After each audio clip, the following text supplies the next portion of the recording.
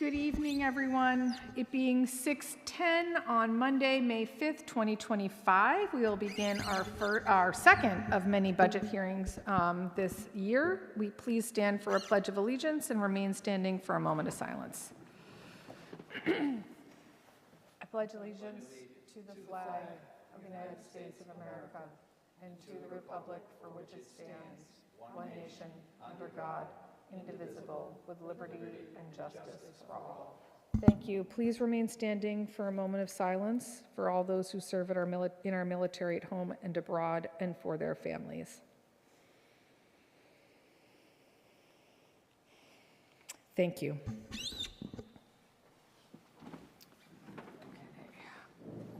Clerk Semino, could we have a roll call, please? Here. Councilor Moran will not be present this evening. Councilor Flaherty? Here. Councilor Maglio? Here. Councilor Reynolds? Here. Thank you. Thank you very much. Okay, we have no approval of minutes this evening and no old minutes this evening. As a reminder for folks who may be watching at home, the town council will be holding a public hearing on the entire budget, which will allow for public comment on Tuesday, May 27th at 7 p.m. Between now and then, if you have questions, comments, or concerns, please send them to towncouncil@braintreema.gov, and we will be happy to get those answered for you as soon as we can through the mayor's office. These meetings are all being televised. Thank you to BCAM for their cable and YouTube presence in bringing these hearings to our residents. All right, so with that, we'll begin this evening. Do we have a motion to take off the table orders 25018, 25019, and 25020? So moved. Second. Thank you. We have a motion and a second. All in favor? Aye. Any opposed? That is unanimous. All right, we're going to move right into 25018, Mayor FY 2026 operating budget, or take up any action relative thereto. Tonight, we will be reviewing the library budget, the Department of Elder Affairs, the Human Resources, and the Mayor's Office. And I want to thank our guests who are in attendance this evening, and you can introduce yourself as you come up.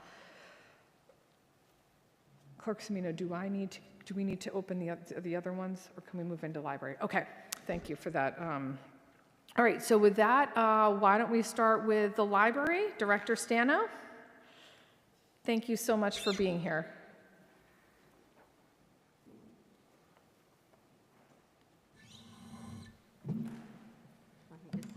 That one? Do you want to sit?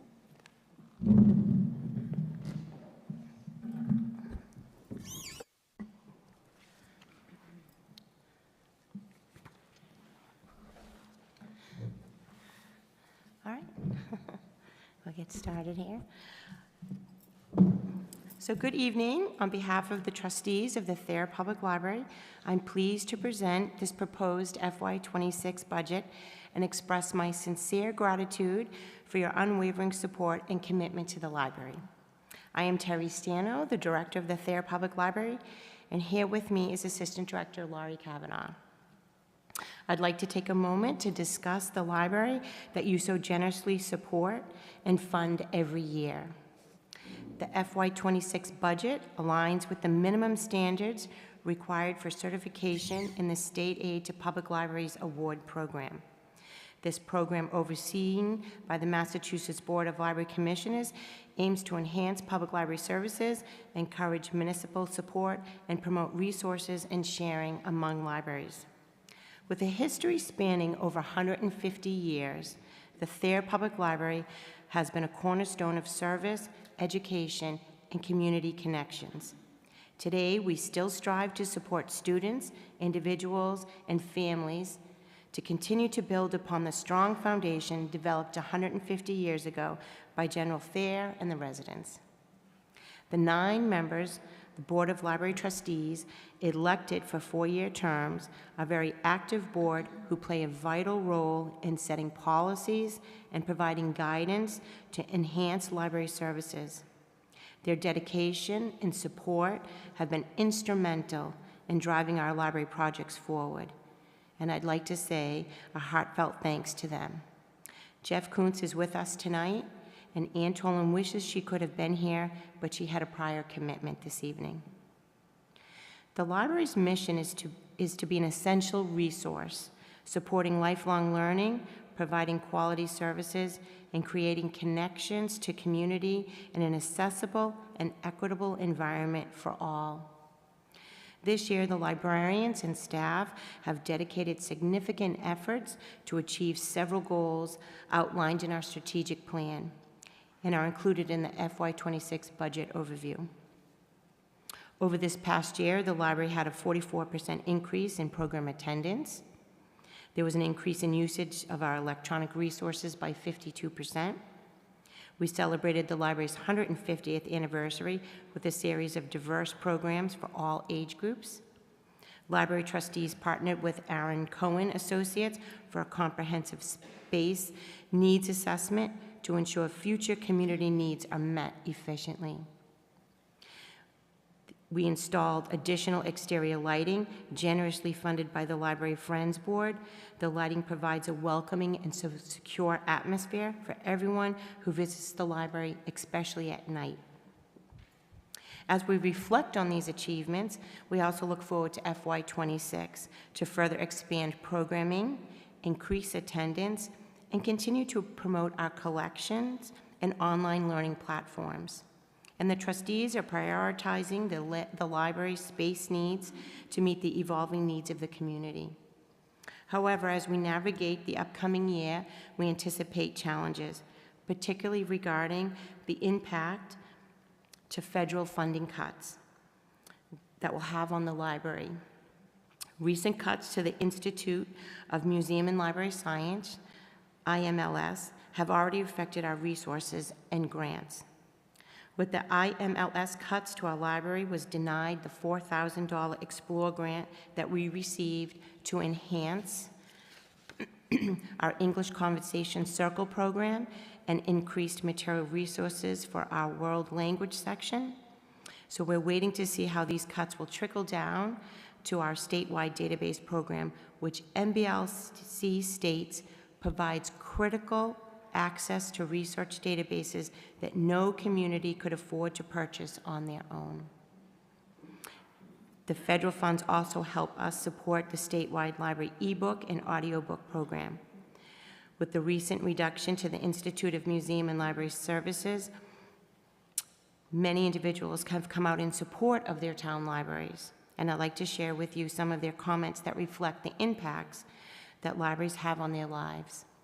My parents mind my 4-year-old son during the week while I am working. One of their favorite activities with him is going to the library to pick out books.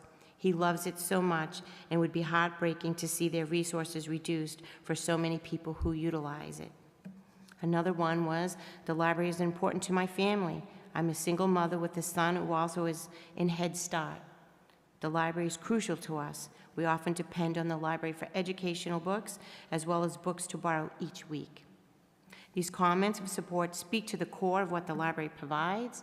I'm sure you have heard me mention before that the library is not what we have for people, but what we do for and with people. The library is more than the task of processing and circulating library materials. These activities are essential to our existence, but it's more important to stress the library is a place where people connect, gather, learn, and socialize. Libraries bring people together, help build communities. Libraries can change communities. Despite these challenges, the Thayer Public Library remains optimistic due to the unwavering support of the Town Council, Mayor's Office, Board of Library Trustees, and our dedicated friends of the library group. Together, we are committed to ensuring the library remains a vital resource and continue to have the strong foundation developed 150 years ago to continue to serve all residents of Braintree. So thank you, and I'll answer any questions you may have on the library budget. Thank you so much, Director Stanhope, for that, those thoughtful remarks, as always. Thank you. We'll start again. Thank you so much, Director Stanhope, for those thoughtful remarks. I do want to recognize our library trustees. I want to read their names because this is an elected position in town, And these are community members who are giving their time and their talent to serve us all. So Ann Toland is the chair, Jeffrey Kuntz, who's with us tonight, is the vice chair. Christian Vanderslice is the treasurer. Excuse me. John Pelos is the secretary. Tim Carey is a member. Laura Kolpis is a member. Rachel Duffy is a member. Meg Morton is a member, and Patricia Pilgrim is a member. So thank you to all of our library trustees for keeping our library the treasure that it is. I will open it up to my colleagues on the council, and if anybody has questions or comments they'd like to start with. Councilor Flaherty, please go ahead. Thank you. First of all, I just want to say that the quotations that you read from patrons who want to make sure that the library continues to be resourced in the way that it has been in the past, I found those tremendously relatable because my family visits the library regularly, especially when the kids were little, and we benefited immensely from it. And some of my fondest memories from when my kids were little come from the time that we spent in the children's room together. And it continues to be a place where I do work as a counselor and find resources for travel for my family, and it's just so central. And I recognize the concerns that you have for the future of federal funding that you count on annually as very valid, and I sincerely hope that we can work together to avoid feeling the worst of that kind of a pinch. But I do have, some questions. I think you have some fabulous information in here, especially where we have a 44% increase in program attendance. Because you say that that's because of the diversity of programs offered and collaborating with external organizations and hosting story time at South Shore Plaza. And so when you say 44% increase in programming, or program attendance rather, is that over last year or over an average of the past few years? I know that participation in library programming had to be forced down because of COVID. I mean, necessarily, it just had to be. So can you put that number in context for me? We do an annual report every year, and we look at the figures, and it's based on 1 year from FY. So we are always, when we do the ARIS, it really reflects on the year. So when we go into FY26, we'll really be looking at FY25. So the increase that we did was it's looking back, because we're already in FY25. It was looking back at FY24. So yes, it's in 1 year we were able to increase. And so we'll look back now in August, because when July 1st comes, in August, we'll be preparing the ARIS, and it will reflect all of FY25. So we'll be able to see what that increase looks like. But we've really ramped up. We made it a priority, all of the staff, the librarians, to offer more programming, diverse programming, just all kinds of programming, and people have really loved it. So from concerts to story times to what we call pop-up art school, a lot of STEAM and STEM, bringing in vendors, and librarians just developing and implementing their own program. We made it a priority this year to do that. So we saw a significant increase doing that. And the same with, if you notice in there, we had an increase in electronic resources. That's because we put more money into it. And that is over the year. We prioritized, and we did that again this year, and we'll continue. And you do see the increase when you put the money into it. So we'll be able to compare again FY25 against FY24. So, well, I absolutely have benefited from the digital resources that you have, because the way that I do my reading is I just put myself on wait lists, and then every once in a while I'll leap forward in the line because the library has purchased more copies of something that's highly in demand. And so I have seen the impact of that firsthand, and what it means is that books are moving through my wait list faster than I can read them. And that's a wonderful problem to have. So you are a cherished component of this community. I know that you add an infinite amount of value, and it's really hard to put a number to it, even though you have some numbers in here. and I will continue to support your budget to the very best of my ability every year. Thank you. Thank you. Thank you, Councilor Flaherty. Councilor Maglio.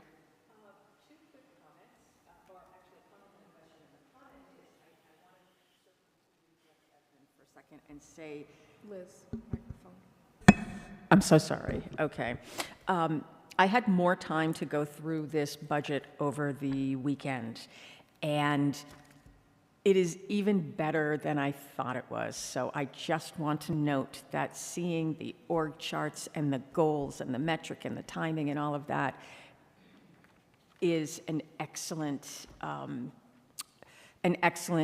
add-on to this budget, and it provides so much more context and information.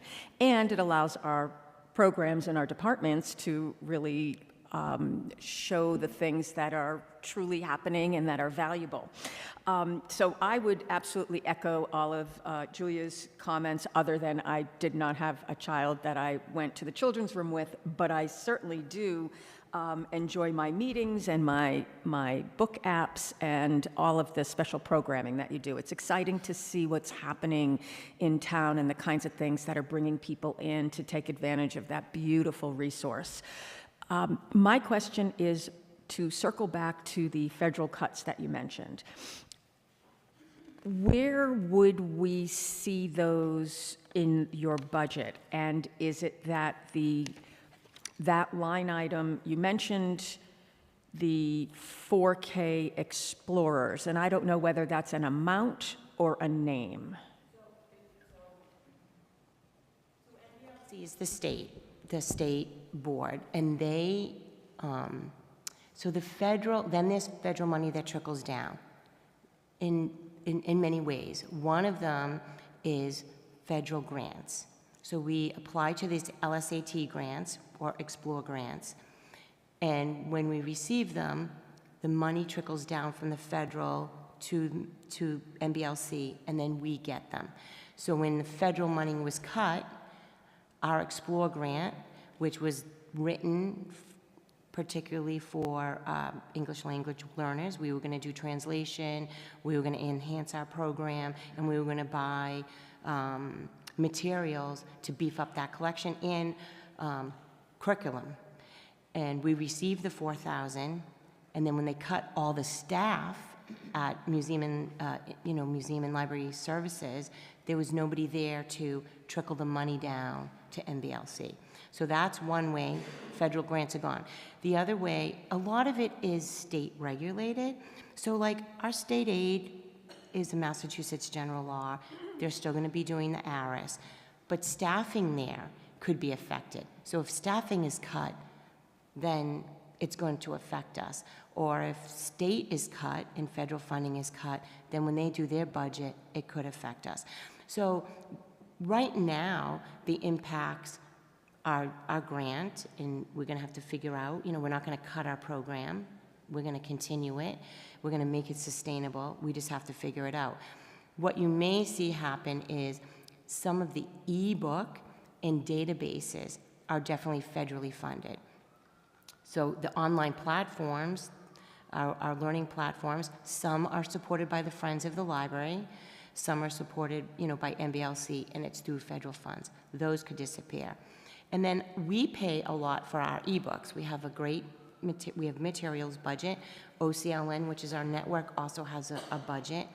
And so we pay for a lot, and we have our own databases that we pay for, such as Hoopla, out of our own, could be revolving fund, can be state aid, and can be our operating materials.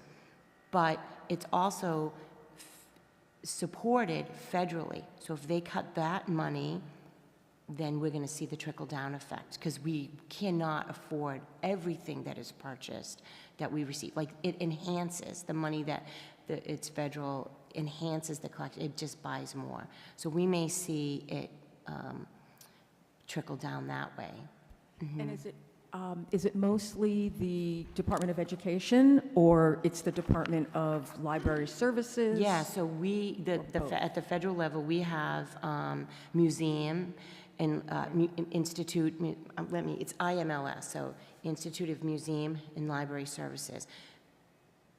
That was a very small budget. I mean, I forget what even the percentage of the budget it was, but they cut all staff. So there's no department anymore. And that's what then, that's our professional Yep. layer. Right. So they handle, the grants and things, and if there's nobody there to, Write the checks. yeah, then there's no grant. Okay. Thank you very much. You're welcome. Thank you, Counselor. Counselor Reynolds, did you have any questions? Go right ahead. Director Steno, how are you? Good, thanks. Excellent. Glad to hear that you've had a good year under your belt. Just looking back a little bit on the budget for the library, looks like you had a good year in fiscal year 25 over 24. A nice little bump. We did. Okay, and so with that, I think that you've added a couple of staff. We And- did. So yep. we added back staff that we had lost. Not all staff, but we're running efficiently. Great. And just on the topic of staff, would you say that, do you have a senior, like a very long tenured staff, or do you have like a pretty balanced, newer people, medium length employed? Sure. Sure. So we have long-standing, committed staff. They work very hard. But like any department sometimes that has long-standing staff, you may have a year where there's a lot of retirements, and we experience that. So our staff now is, we're having some new people come in, some new part-timers. Those are the ones that filled some of the positions from retirements that then we didn't fill. So we're able to fill those, and we have new staff members coming in that way. And we may see more, as the staff, as retirements come. Nobody is planning on that right now. But, so I would say we're a nice balance of some very seniored, they really know, they have all the history of everything, with some new staff coming in. So we're in a very good position. Great. And that number of staff that you presently have, you find that it is adequate to meet the needs and the demands of the community? Yeah, so, yes. So when it comes time to adding staff, I do not just add staff because that's what our organizational chart says, or that's what we've always done. The trustees and administration, which is Laurie and I, we look at it. We look at it. We look at how things are affected, how our budget's affected, how electronics, when we buy more electronic resources, how does that affect the workflow? So we will add staff back, when to the necessary point, but we don't just add because that's the number we have. I mean, people in the library field don't want to come into a place and have nothing to do, right? Like, they're very driven by information and service and helping people. So the need has to be there. So we have a bump because we didn't fill a position. And we may need that position as we go forward, and I would have a conversation with the trustees and the finance director. But right now, we put it back into materials where we really need it and where we see the need. So that's how we do things. So, yeah, and we do have some state requirements, because we're open 64 hours a week. You can't leave one person on a floor. So at times, we have staff, because, you need more than one person working on a floor. That's a large building. Those floors are huge. And so if you're at the where circulation is, you can't see all the way to the reading room. So we have staff that they'll do tasks at night, be able to walk around, check out the floor. So this, I wouldn't say a safety issue, but that is something that we do take into consideration to make sure that we're well-staffed the hours that are needed and be as efficient as possible with the work we have. Great. And the reason I asked that question, again, is that it's a very popular place, the library. It is it's a real asset to the community, and I know a lot of families, mine included, really take advantage of what the services that the library provides. And I'm asking these questions to get a sense of the balance that you have of the level of service that you strive for and that the community strives or asks for are meeting expectation one versus the other. And it sounds like that you are satisfied with that in the present moment. Yeah, I mean, we always strive to improve, and there's areas that we could improve on.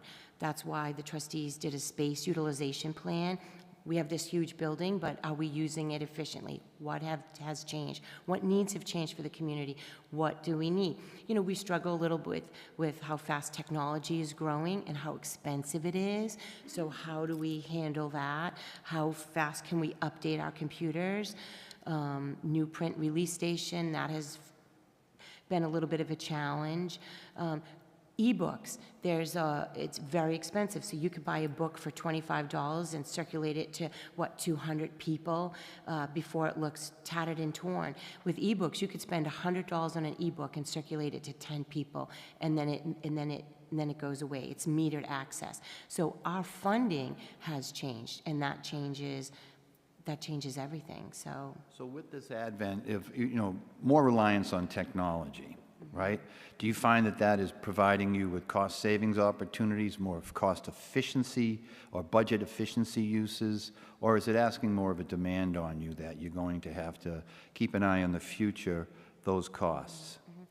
it's both, right? Like, so as technology improves, there's better ways that we can do things and utilize the staff differently. But then it does put a demand on an area that maybe you didn't anticipate or you have to anticipate. So we look, that's why we do a strategic plan. We look and prioritize so that we can keep up with some of the trends or what we see. And that's feedback from staff, that's feedback from the community, that's feedback from the library trustees to figure out where we're going. We don't just willy-nilly decide where things should go. I mean, it is a living document, so things may change, there may be a shift, we may have not put it a priority and then realize we should make it a priority. But our strategic plan is a roadmap, and we take that very seriously, and we work it, and we do it, and it has helped us stay as best we can, on track. But there's always areas we can improve, and we're very hard on ourselves, so. Well, no, you do a very good job of it. These are, the purpose of my questions, where I'm coming from, is to best understand how you're able to operate throughout the year, anticipating what are some of the costs. You've done a great job working with the finance team and really detailing and calling out all the really important areas, and then you put it together like a mosaic, if you will, and you create what is our Braintree library system, which really is a gem. But I'm always looking at costs, because as an operations person, you got to deliver the value, but it costs to deliver the value, and you really have to manage things efficiently, which obviously you've got a lot of experience doing that. And I have to give a shout out to the library trustees. I mean, they're a tremendous asset to the community and as a partner for you in operating your operation, your library. And the technology part, we have in the detailed line items really only one item, and it's called out as a data process cost. Would that also cover all of your other technologies? And if not, where would those be found in? So that line item, we call it data processing or technology, really just pays our assessment to the OCLN network. Anything else comes out of state aid. So that's why it's extremely important for our library, which we have done. It's always been generously supported compared to other towns, and I'm well aware of that. And I think you should be too, proud of yourselves that you support the library, because some towns do suffer and they're not as well supported.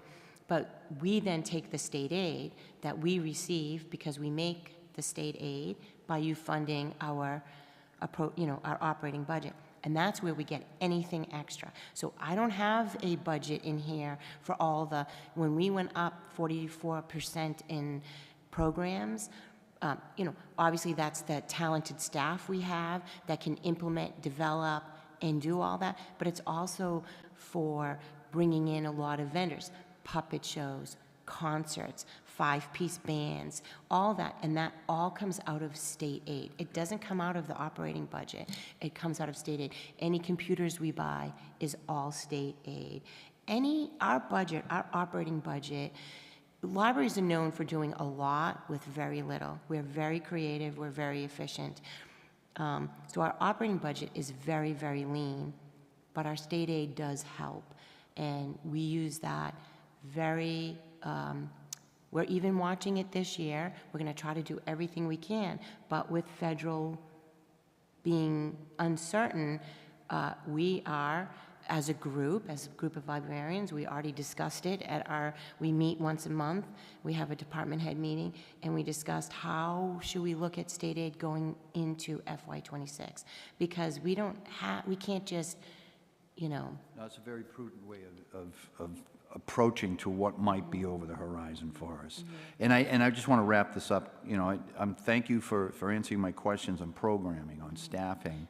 And then just my last question here really is overhead costs, and then maintenance. So those together. I know in the past there have been some challenges to the physical structure of the building, some of the infrastructure, AC, heating, et cetera, leaky roofs, et cetera.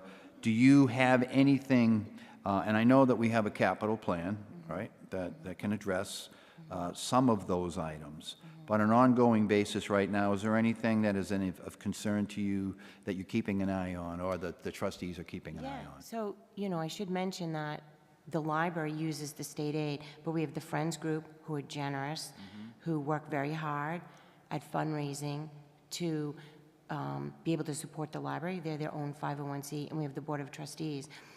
But we also, we work with facilities, and we try to manage a budget with them and let them know our needs. The Board of Trustees works with facilities.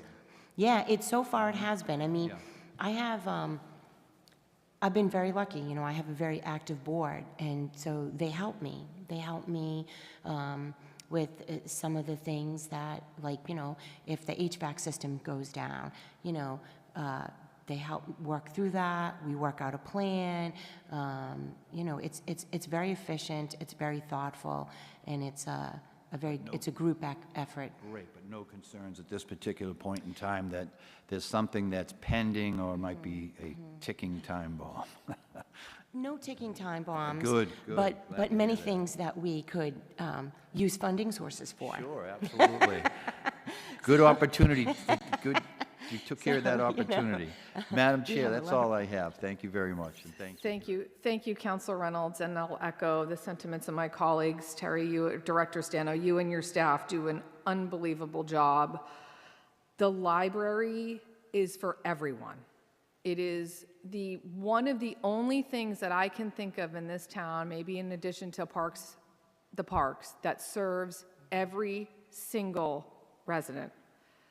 From babies to seniors, to English speakers, to non-English speakers, to unhoused people, to everybody. It is like the epitome of democracy.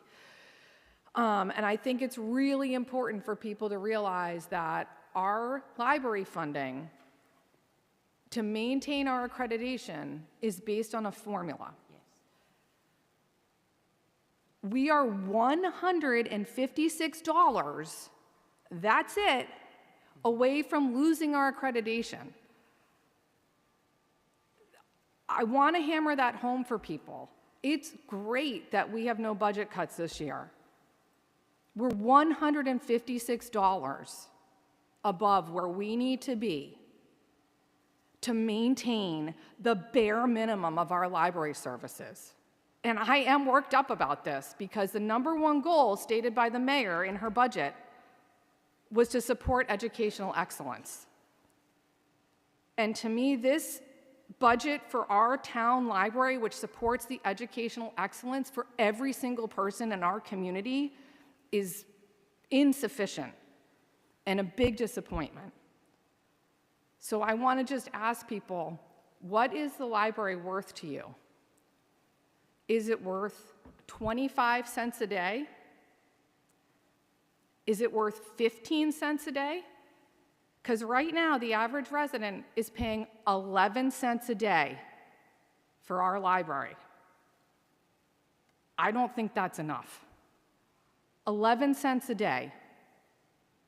That's $42 per person per year to access endless amounts of resources, cultural experiences, educational opportunities, a safe and welcoming environment for every single person in our community. And I think we can do better. So I want to say thank you, Director Stano, and thank you to the library trustees, and I will leave my comments at that. Thank you. Okay. Any other comments on the library? All right, thank you. Thank you so much for being here. Mr. Kuntz, thank you for being here too. Appreciate it. Please give our regards to the remainder of the trustees.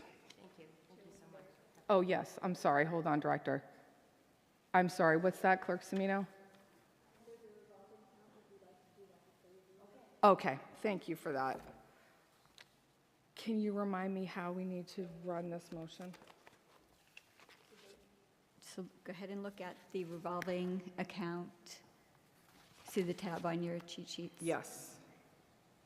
And the library materials, Fund 3006, and the library room rental, Fund 3007. So do we vote on this tonight, Clerk We do not Semino? vote on this, we will vote on it as a whole after all departments have been here. It's just, at this point, do you have any questions for Thank you. that? For the director. And I apologize, I forgot about the revolving fund, so forgive me. Anybody have any questions or concerns on the revolving funds? Okay, in that case, now you're free to go. Enjoy your evening. Thank you. Okay, next on our list, and we also have a revolving fund for this. I feel like this happens every year, so thank you everyone for being patient with me. Will be Elder Affairs.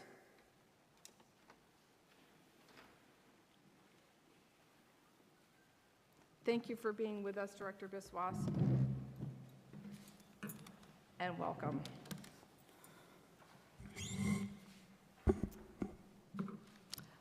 Good If you'd evening. like to open it with something, go right ahead. First, good evening, councilors. Thank you for having me here and present to you our budget. My voice might choke a little bit because the allergy season is here, so I have my cup of water. So after listening to the library, I have to say we are a department, a small department with a small budget. But I do have to say the impact we have on the older community of Braintree is not small. We do a lot of programs, and we do have a good impact on the older people who live in the town of Braintree and also surrounding towns when we can accept them. We have programs big and small, and sometimes it's heartwarming to see that there are some people who comes to the health center every single day. They spend 5 hours, sit and chat, drink coffee, and then they go home. They live alone. Some have a lot of impairments, but this is their place which they have where they're not lonely and they're not isolated. And that is always a nice thing to say. We have a lot of programs. And again, we don't have that much money, but we do a collaboration with a lot of organizations. The library we just left, we collaborate with the library many times. We do a lot of programs. We have outside agency, the other departments. I can say last fall, we had some very impactful programs. One was with the Rotary Club and South Shore Hospital. It was called the Senior Safety Fair, where we had about 250 people walk to the building in 2 hours. We had fire safety, we had self-defense classes, we had pet therapy and how to do CPR to your pets. We had vendor fair, and we had a doctor who was talking about balance and neuropathy. What we introduced last fall was talk about death. It was called Let's Have Dinner Over Death, it was of course a grant-funded project from the Mass Councils on Aging. We had a book club. We bought the book. The library actually helped us buy the book cheap. And we had a formal dinner where we talked about death, how it is when people pass. So those were some of the important programs which is impactful. And Thursday, I do go to a spring symposium where this is going to be talked about in all over Massachusetts by the Mass Councils on Aging. So that was something very innovative. And I think when you live, you have to die. And that was something we did, and we are carrying on with it. If you want to ask about the budget, we do have a small budget of $337,177. We had 2 reclassifications, so there was a slight increase in our budget, and we just increased a couple of lighting, building repair, and water and sewer. So we did not really increase our budget, but that was something we needed to have level funding. And that's all I need to tell you about our little place. If you have any questions, I'll be happy to answer them. Thank you so much, and I know the tremendous amount of work that you and your staff do every single day at Elder Affairs. So let me turn it over to my colleagues on the council. Councilor Flaherty. Thank you.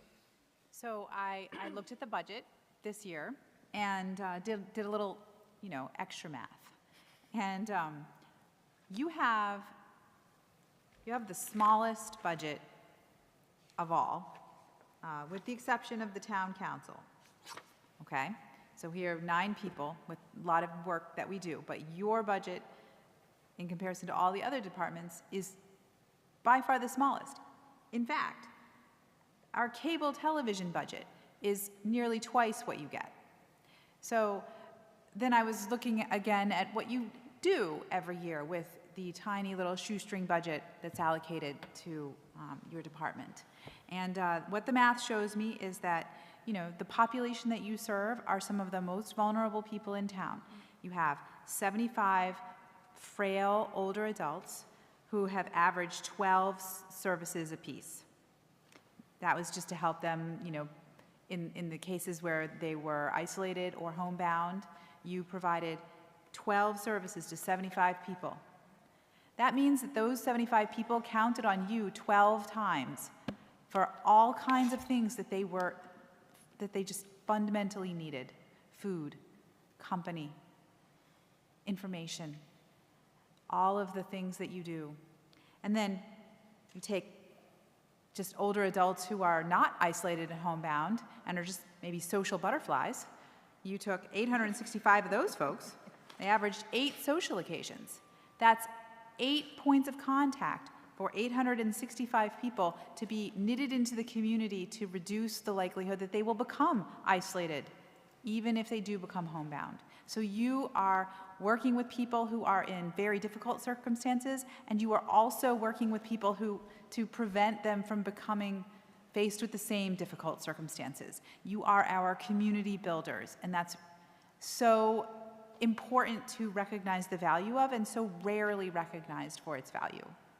And then in addition to that, 102 people in Braintree have been able to count on Elder Affairs for about 7 rides apiece. That means you took them to doctor's appointments and the grocery store, and maybe to visit people that matter to them in their life.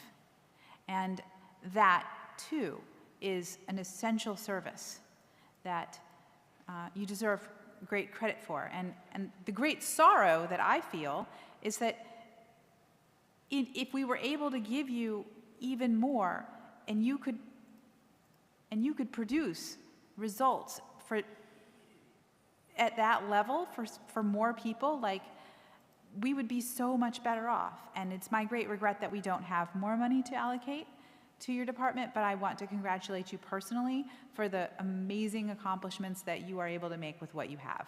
And those are my comments. Thank you, Counselor. Thank you, Counselor Flaherty. Means a lot to me. And I think I have the newsletters this month, so you can have, and main thing is the transportation we provide to people. And that was, I write something different every month, so this time we are focusing the transportation. And also I'm happy to say, one of our van is falling apart, and I wrote a grant for the Department of Transportation November 2024. They just told me that we are going to get a grant, get the van, which will come to us in 2026 fall. So, but I was really worried about, because that's federal dollars, and I didn't think it would happen, but it has. So we will be having a new van, which will be provided by the Department of Transportation, a wheelchair lift van. So I'm happy about that. That is a fabulous resource. I look forward to knowing when it is in the actual bank account. Thank you. Counselor Maglio? Go right ahead. I am very much a fan of all that you managed to have happen here and support our families and elders. And anytime I've stopped by, it just is a happy place. And I think that's really important.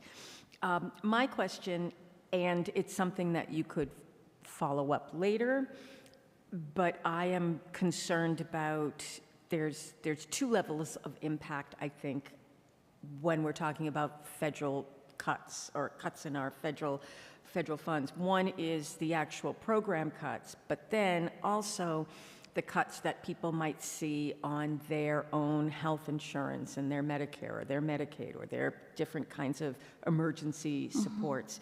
So at a time where they are more in need, we're also wondering what kinds of impact that may have on our total federal funding. And I'm wondering if you have a sense of that yet, if you're tied into any of those networks that are looking into doing some of those impact analyses. We do have two insurance counselors. They are called the SHINE counselors, serving health insurance needs for elders. We call them older adults now. We have counselors who actually will guide someone who needs help with health insurance. They come here every week, and they provide the help you need.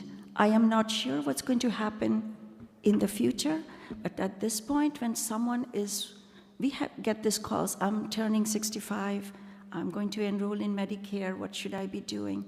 We have some excellent SHINE counselors who will guide them, and we get the report back that they are very happy with whatever information they were provided.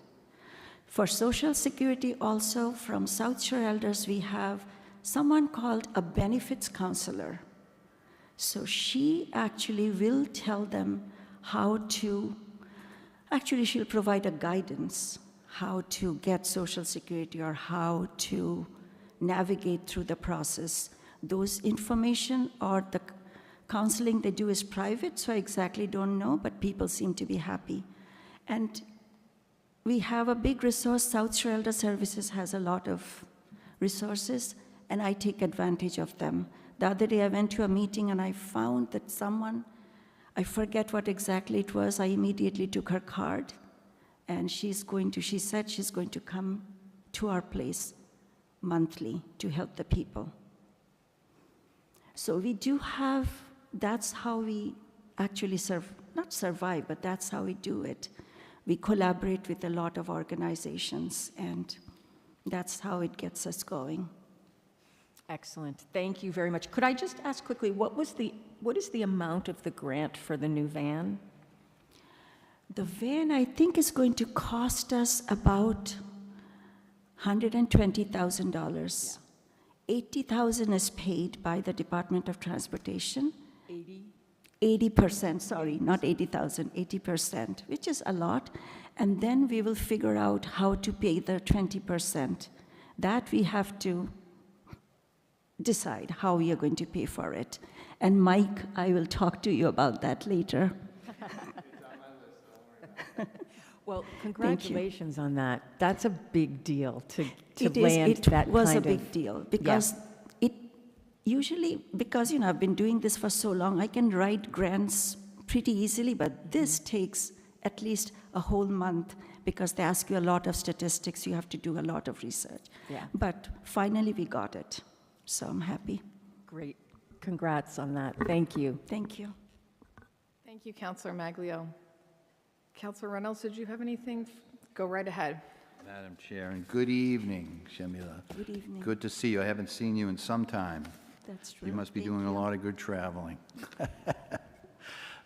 So thank you again for a great year, and as everyone of the previous speakers have spoken about, you're one of these folks who can do a lot with a little. And it's a great skill to have. However, you know, it takes a lot of resilience to keep doing that year over year. And I'm looking at your budget for 2026, and I see that your administrative and clerical, you're down, looks like some $16,000. And then I'd also see that you've had a couple of positions that have been upgraded. Their grade levels have been upgraded. So what do you attribute to the decrease in your administrative and clerical? The decrease, there was, Mike, would you like to explain that, or you want me to do it? Sorry. I can take a first stab at that, but jump in, please. So last year in the budget, you may recall, we did have funding for partial salary of a position that had not been filled, I think, since 2023, if that's right. So in this year's budget, where you're seeing that variance, we're not filling that position, but instead we've moved forward with doing some reclassifications for a couple of the staff members that are there. I'll let Sharmila speak to the sort of the absence of that position. It was a grant-funded or grant-split position. It would help with grants historically, based on sort of the fact that it hadn't been filled, and there was you know, a long-standing request to review the two individuals, their current actual job descriptions, their current job responsibilities. We work with the elders team to prioritize those, making that change for those existing staff persons. And essentially repurpose the funding that would have been budgeted for that position for this, and then and for sort of some other additional programming that's, you know, I think we put a placeholder in here under social activities. I think some of that will need to ensure that we can fully fund the reclassifications that we've discussed, but also to allow for Sharmila and her team to continue to grow the services and maintain the services for the residents and the seniors that they serve. Great. So, and I could see that was one of my points, is that it looked like coming together, the math. Your social activity's gone up $12,000. Your administrative clerical down some $16,000. But that's reflected also on the upgrade of those other positions to encompass those additional duties for them. That I understand, and that's a very prudent, from what I see, a prudent step that you've taken here. I can hear you. Just keep, Bill will just. I'm very there you go. thankful to the mayor's office for that, because this reclassification was really needed. These two positions, they do tremendous amount of Yeah. work. And I also keep saying, I think these were done in 1998, and it was not really changed. So I'm really happy that the grades received what kind of job they do. And there's a lot of, you know, we worked with the mayor's office with the job description. Got it. So I'm very happy about that. And then the variance overall for your administration, I'm looking at, to see, you haven't been cut anywhere. You have a lot of level funding. You have some increases that are necessary, I can see that. But I'm trying to figure out the variance of the $3,392. That it looks like that your administrative budget has been underfunded by that amount between 26 and 25.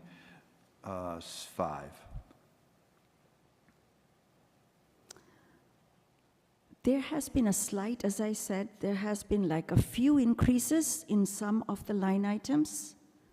And of course, there was a full-time position which we took money from for the couple of years when we had the budget cut.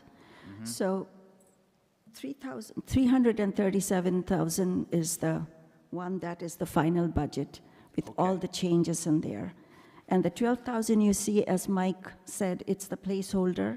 We can, because I think with the reclassification, it will be per 11,000 almost for the two positions. But you haven't lost anything per se. You have not lost an individual. You have not lost you have not been cut in a program in the administrative area. I would say we did not lose, the full-time position is still open, but as I said, the priority was to do the reclassification. Right. So that money was used, and then also we had some extra money, which is left as $12,000 for the placeholder. Well, I'm glad that you could take that money and put it into the social activities, as some of the previous speakers have spoken about. And certainly it's obvious through your newsletters and all the activity that go on month to month that will be well used. Yes. And my other always looking at from the elder services is the building and the other maintenance or related stuff. Are you having challenges in that area this year that are, any new challenges, I should say, from the building standpoint? Not new challenges, but something, our front door, we had a lot of problem closing and opening it for a while. And I was looking for a grant where actually I had the magic, I call it the magic button, where people can just press the button. I had a grant money to do that, but this is an old building, and I will talk to Mike McGarty if I can get a grant to modernize the front of the building, and then, the doors can be fixed, but I think right now we don't have that many challenges because facilities does take care of it, except the front door, which is, we have to make sure it's closed every day when I leave. And I've been told by our staff members, make sure you close the door when you leave. So it's not really a challenge, it's almost funny, but no, I think we are okay. Okay, and so the funding that you're seeking, the grant money that you're seeking to help address that problem you just described, is it state or federal? This, I haven't written the grant yet because last time we did, and it was not considered a modernization when other senior centers are falling down. This is from Mass Councils on Aging. I am contemplating to do that one more time, but we haven't gotten the effects of the federal cuts yet. Since I got my van, I'm really happy. And we do get something called the formula grant from the state. But it falls under the Older Americans Act, which finally comes from the federal government. From the federal government. This is something we lobby every year with the legislators. The formula is we get money per elder who live in the town of Braintree. Right now, last year it was $14 per older adults. This time we lobbied and we got $15 per older adults. We are lobbying for 16. I don't think we'll get it. So that helps us pay for our part-time. We have 5 part-time people, like the Asian Outreach Coordinator, the part-time van driver, the receptionist. They are all paid through that grant. So we rely on that grant. And sometimes if we need to fix a door, if we have money, we might use that because it is in the guidelines that we can use it for building repair. So. Great. And I know it's generally speaking, you work under the mayor's administration, and the mayor's office and yourself would be the ones who would be advocating and pursuing these grants, lobbying for this assistance. And I'd say through the chair, I'd be very happy if the council could provide any assistance in that lobbying effort, or in that advocate effort. So, I actually have to thank Senator Keenan, Senator Timothy, who was now not a senator. I don't know Senator Driscoll, and Mark Cusack, because when the time comes for amendment, their signature, it's almost a joke. I call Mark Cusack's office and he goes, "What do you want me to sign this time?" So we are very lucky to have legislators who are very supportive. great. Well, thank you. Thank I you. appreciate you taking the time to answer my questions. Thank you. Thank you, Councilor Reynolds, and thank you again so much for, for being here this evening. And I do think it's important to point out that our state delegation, Representative Cusack, Senators Driscoll and Keenan, are a huge asset to our community, and I appreciate you bringing that up this evening. And I don't think I can say it better than my colleagues have already about all the incredible work that your department does. So I just will keep it hopefully easy. I have two questions for you, and I was looking through your budget, and maybe you can help me understand. One was the under the trends and metrics table, which I'll echo Councilor Maglio's sentiment that she offered earlier this evening. I really appreciate having goals and metrics for each of these departments. It is professional and very welcome and a huge help. So on those lines, the Asian Outreach Grant, why is our 2026 target below our full year for both FY23 and FY24? I know FY25 is incomplete, but 380 calls versus 525 and 23 and 424? That's on page 175.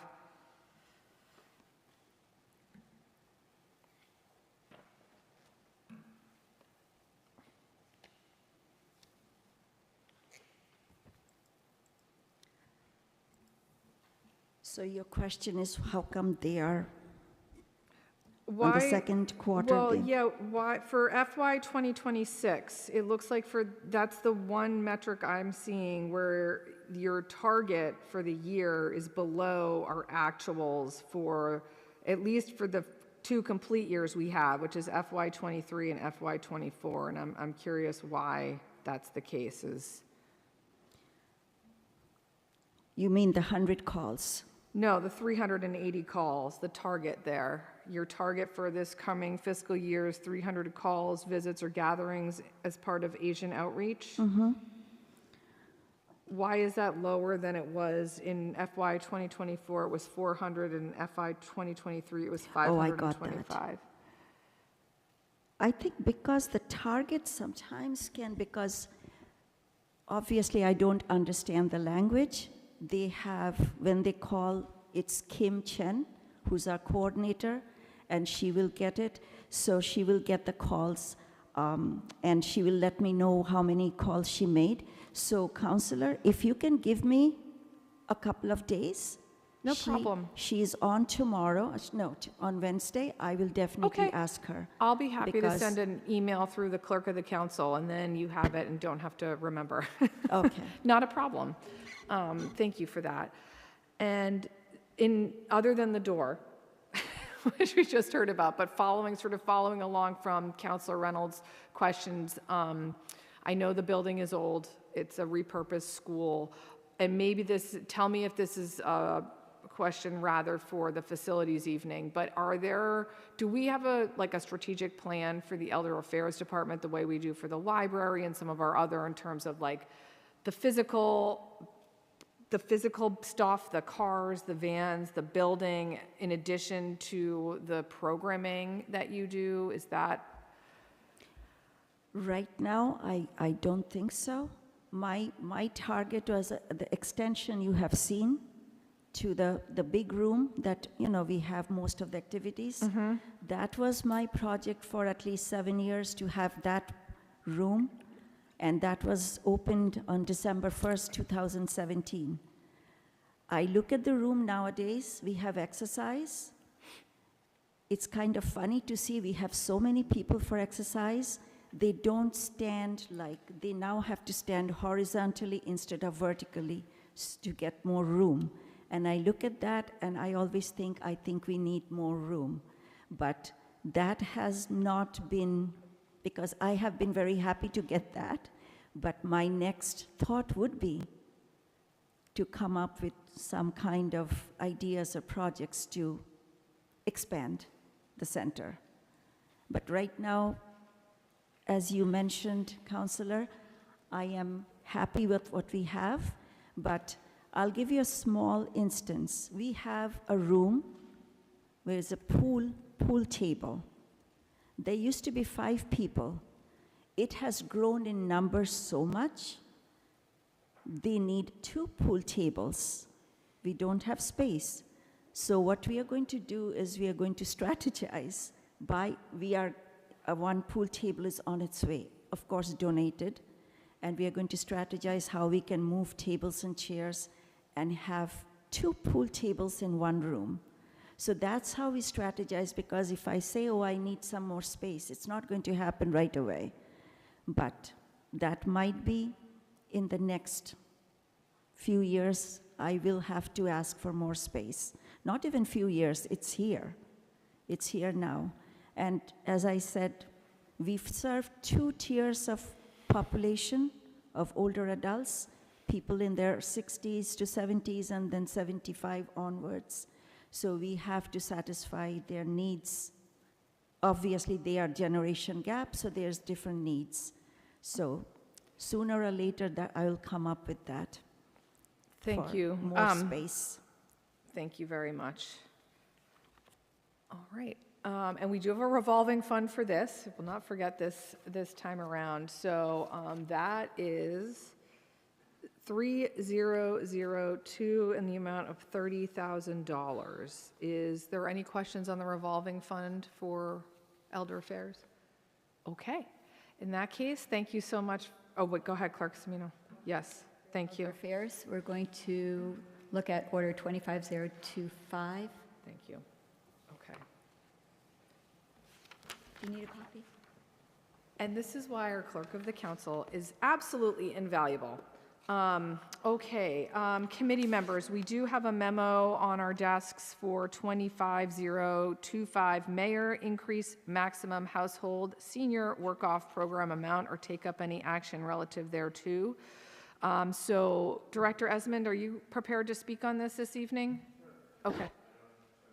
If you would want to just jump in for anything I misstate, but as you know, obviously with the council's support, the mayor last August filed an increase for the first time in quite a while for us to increase the per household allowance in any fiscal year and the total budget for this program. As she alluded to when she filed, and I think with the support of the council, we looked at the program this year and wanted a time with the actual release of the budget to come back and file adjacent to the budget, but relatedly, an increase to the per household amount, which would increase it from $1,500 to $2,000, and then also it simultaneously asked for authorization to increase the total program funding from $50,000 to $75,000. So I think we've been encouraged. It took a little while. This is an important program amongst all the many programs that Sharmila and the team oversee and administer.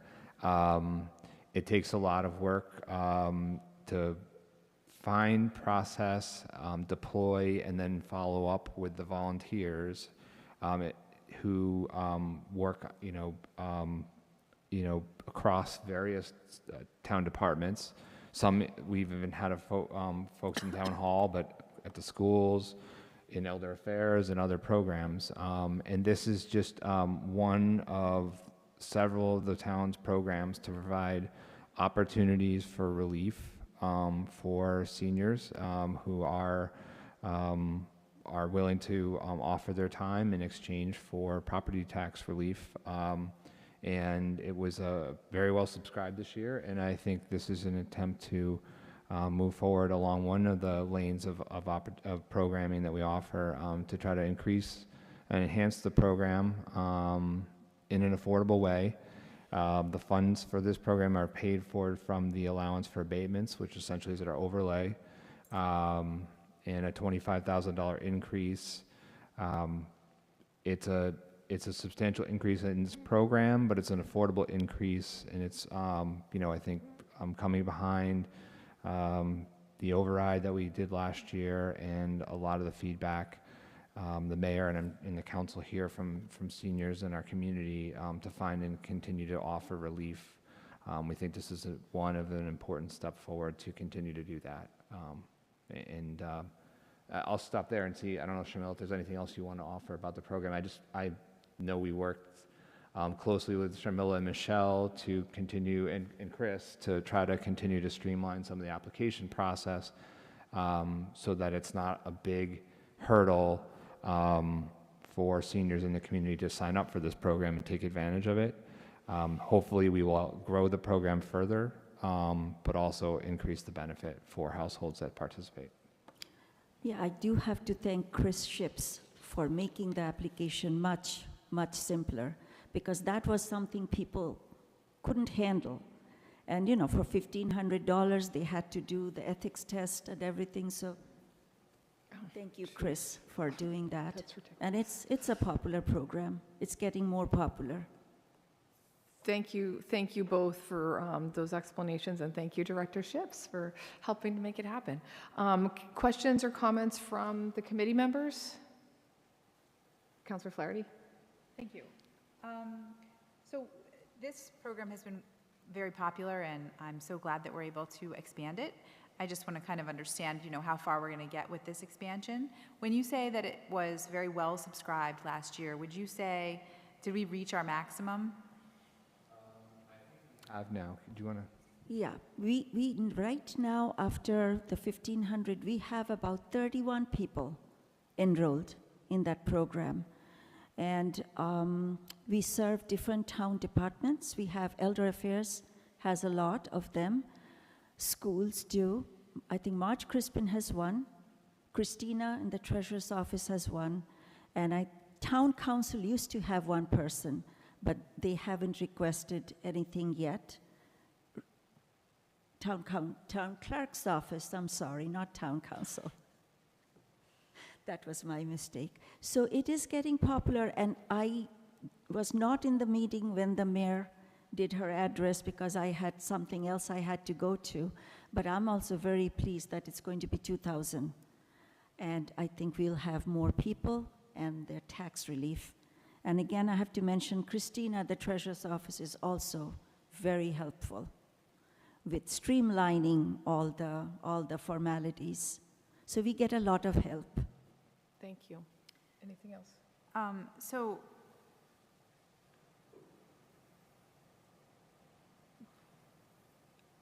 will this suggested expansion, will this meet the demand, or is it anticipated that the program will still be kind of competitive to participate in? Because, and do correct me if I am wrong, because I have heard that it is somewhat challenging to just participate because it's so popular, because a lot of people want to be able to participate. Yeah, I think, Counselor, that's right, and I think as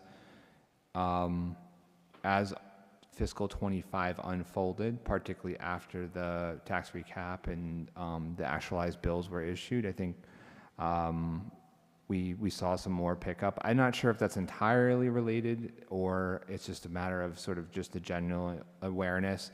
And I think Sharmila would say that this program took a dip when obviously in the aftermath and has recovered coming out of the pandemic. So there's probably a few factors going on. I'd be hesitant to say this will meet demand. I don't know that we've fully captured what that truly is. It does strike me that as there's more awareness, there's more demand. And I think also as more departments are able to articulate ways that they could get help from seniors, many whom have, skills that are, not just, across a variety of things, particularly some, technological standpoint. I think then it also adds another demand on the other side where where departments are articulating and identifying things they could use support and help for. So I would be hesitant to say that this will meet true demand. I think we're trying to take an incremental step here to try to respond to the fact that we do see more communities increasing the benefit for households. And then we are also seeing, we do think that by broadening this and starting it with the budget, we'll see the benefit of it getting out to more households. So I think we're just going to continue to see, we want to gradually, review how much the demand, how quickly it's subscribed, if it's oversubscribed, and then, track that and report back on how we're doing with that. But I think we're at, from the fiscal 25 perspective, we are now fully, it maybe took a little bit, but we are now fully subscribed. And, I think this is the mayor's looking to make a good faith next step that, tries to address that increased demand, knowing that these funds, they're coming from the overlay surplus, but they are not, inexhaustible, and we want to be cautious about, throwing the program open too widely without, kind of really understanding the cost of it. Well, it makes sense to me that incremental growth would be the safest route to take, but I think that with some thoughtfulness and care and attention, this program could be something that not only reduces the tax burden on households with seniors who qualify, but it can also be a way for seniors to remain engaged in our community in a way that both helps our community and brings meaning to them. Because one of the things that retirees sometimes struggle with is, well, what am I now? Mm-hmm. And there are so many things that you can be, but if you open the door for this one more, it's just it's a way to fold in more of our community together, and it makes us stronger, I think. Thank you. Thank you, Counselor. Any other questions? Okay. I had a couple follow-ups, and thank you for bringing this before us this evening.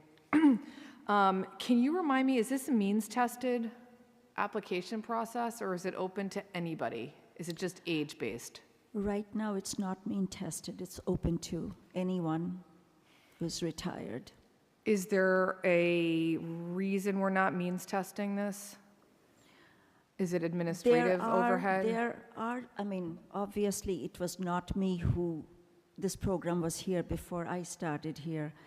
There are some limitations when you do mean testing. Sometimes you do not get the qualified individual you would like to get. And mean testing sometimes will put people, not everyone can apply for it. And to me, people who have retired are on fixed income, and they do need that help. This is what if you ask me, this is what I think, but obviously this is just a thought about. I would be interested, and it doesn't need to be answered this evening by any stretch of the imagination, but Director Esmond and for the mayor, I think it's worth exploring what other communities are doing. I understand what I've heard from residents is not the people who have I hear from seniors on fixed incomes who are struggling, who are, maybe have a property wealth but don't have cash on hand wealth.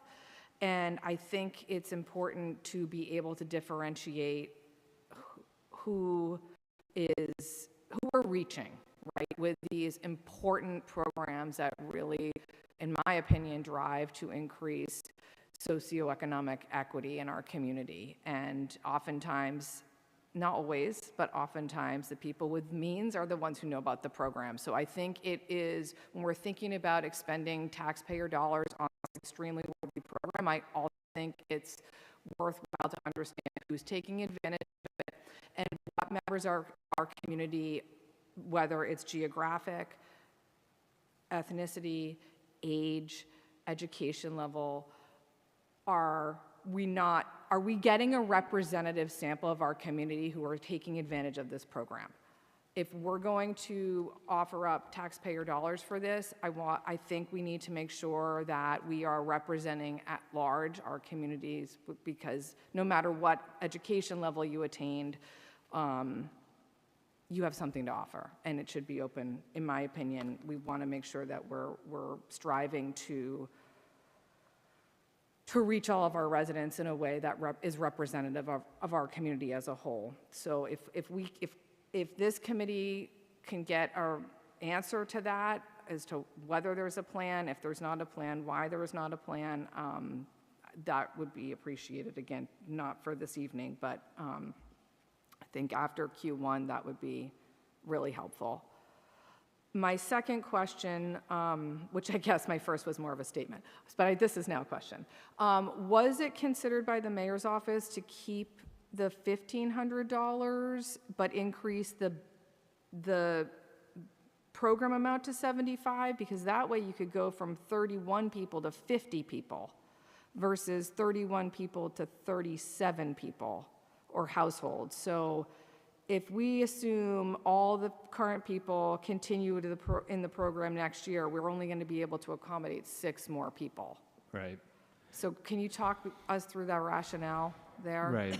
So I think part of it, I think part of it is that we are addressing the fact that we think that we're somewhat behind. You know, some other communities that have adopted this option have moved to 2,000. And so we're, you know, sort of trying to reset that, the benefit of that.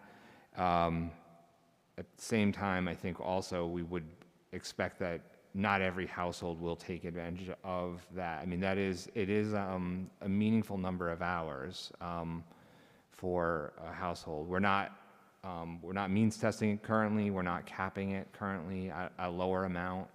I think that might be something that, as I alluded to earlier, that we would be looking at sort of how it's utilized. But certainly recognizing that if everyone were to take full advantage of the $2,000 benefit, this wouldn't be expanded to the, you know, by more than you know, a handful of folks. But I think that is part of what we are intending to do, is to, you know, move gradually and try to understand how the program is subscribed going forward. So I think we can probably weigh in about sort of the balance of that, and I think I would expect to your question directly, looking at the balance of offering meaningful benefits to folks that are willing to volunteer their time and take advantage of that, balancing that with the reach to touch as many families as we have. I think just the last thing I'll say is I think we do recognize that this is really only going to be able to ever touch a subset of the seniors in Braintree that are able, capable, willing, and interested in being able to volunteer their time through work, right? And that, you know, we have to be able to continue to think and identify ways that we would be able to offer relief to other seniors and veterans as well, because this wouldn't be the only this can't be the only program, I guess, if I could sort of echo the comments the mayor made, that she will continue to want to work with town council to identify other programs in ways existing and others that we can offer relief for seniors and veterans. Thank you, Director Esmond. Appreciate that. Anything else? Okay, this we are going to vote on this evening. So do we have a motion? Do you have it? It's right here. Yes.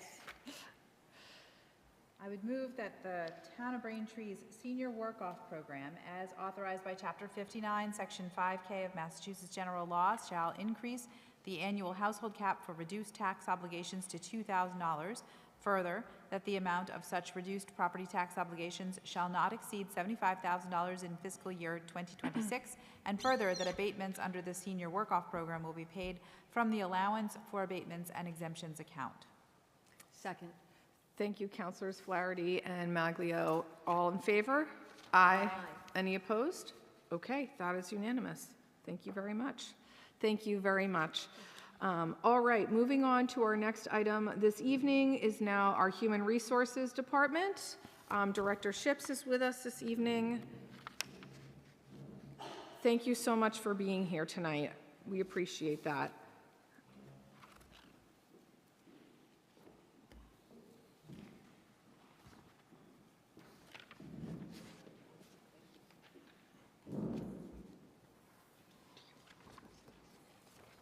Oh, thank you.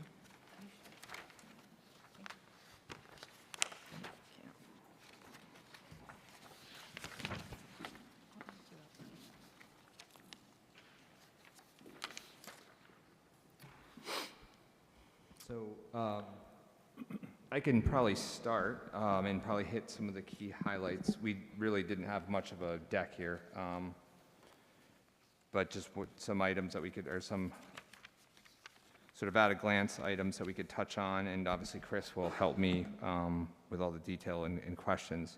But as you can see in the, on the really the first substantive page in the deck I just gave you, the HR budget, the human resources budget in total, essentially was level across all the major programs. So that's across administration, benefits, veterans benefits, and celebrations. There were some key things within them that we'll touch on, but overall, that we're looking at roughly a level funded budget. At the administration level, you'll see there was a 17% reduction, and that variance is against the projected. When you compare it to the budget, there is a modest increase year over year. The administration program, and Chris will elaborate further, but it funds 3 of the FTEs. When we started fiscal 25, we had actually a budget for 4 FTEs, and one of the things that we did in the middle of the year was we actually shifted the responsibilities from that position, really, which was sort of between HR and treasurers, back to treasurer, since the position focuses primarily on payroll supervision. And you can see there's a lot of crossover with the HR department there, but that position is serving actually in the treasurer collector's office. So that explains sort of one of the changes in the projected amount budget for the fiscal 26, from fiscal 25, we also saw in fiscal 25, and this came up in our last supplemental budget, we've seen a considerable increase year over year in the retirement, vacation, sick leave, and sick conversion accounts. The budget in fiscal 26 funds really a more normalized year for those. They're very hard to predict, and we have had some notable longstanding employees over the last probably couple years leave, and when they leave, many of them will receive a large one-time payout for vacation, and if they're retiring potentially, and whether they're eligible potentially sick leave benefits.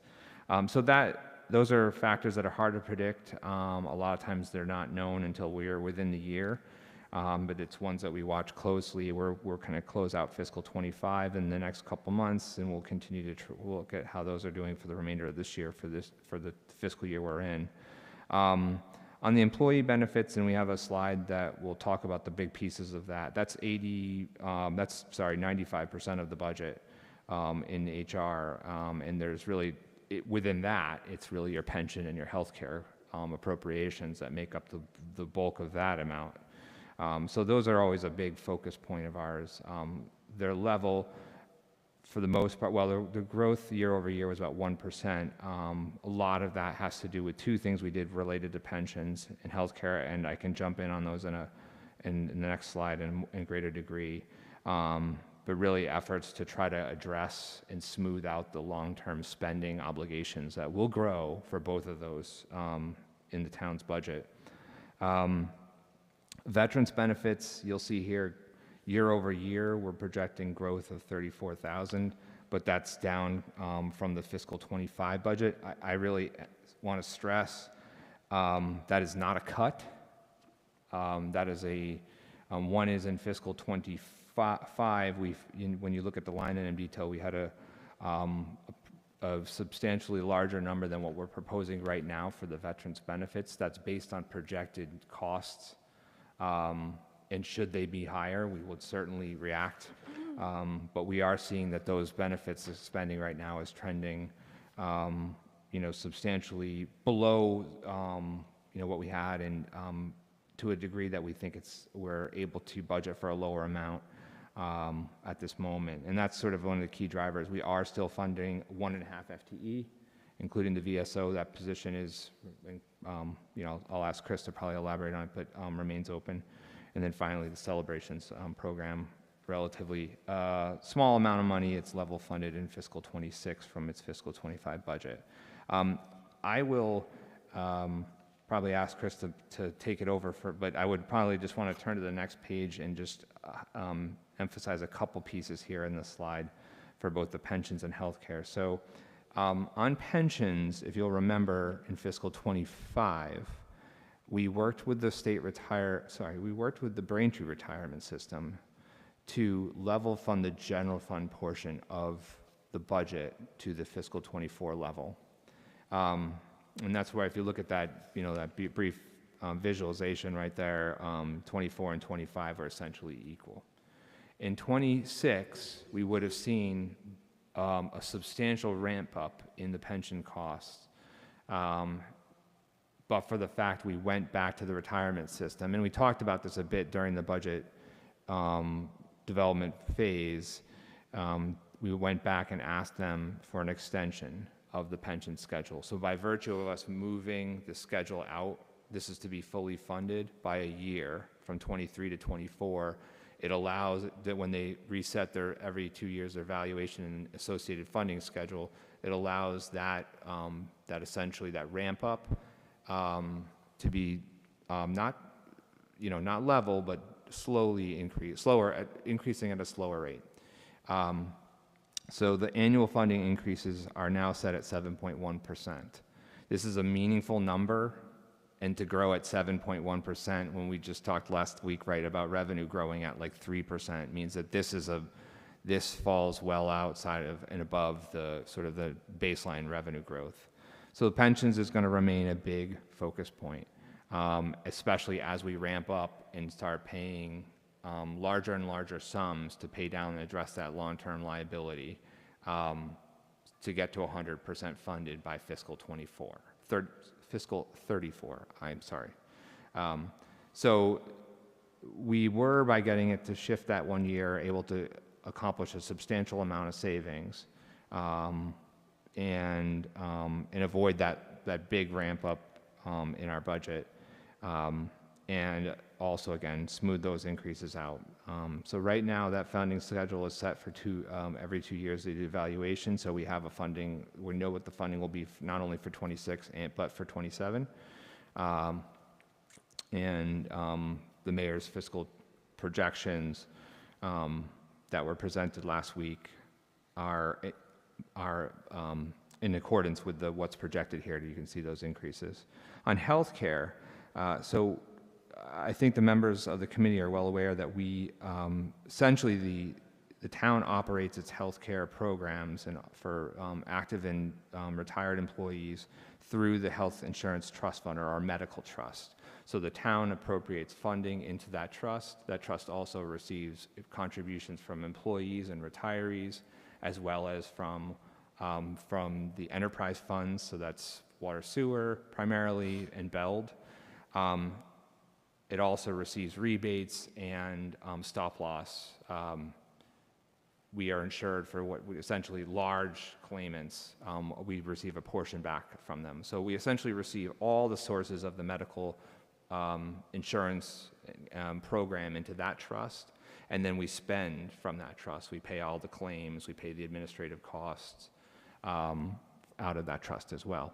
So there's most of the activity, if you want to call it that, is in that trust, not in fact on the town budget itself. The town budget is essentially is one of the main. It's the primary revenue source, but it's one of the revenue sources of the trust. So we need to think about it from that perspective. The trust every year has a balance, like any trust would, an opening balance that essentially can serve as a reserve.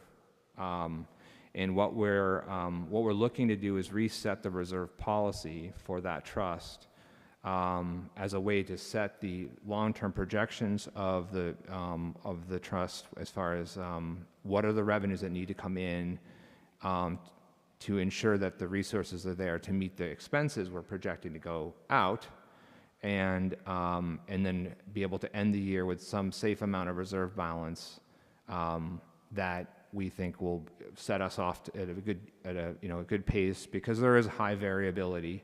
Healthcare is difficult to project and to really kind of fully, particularly when we pay all the claims of our employees and our retirees.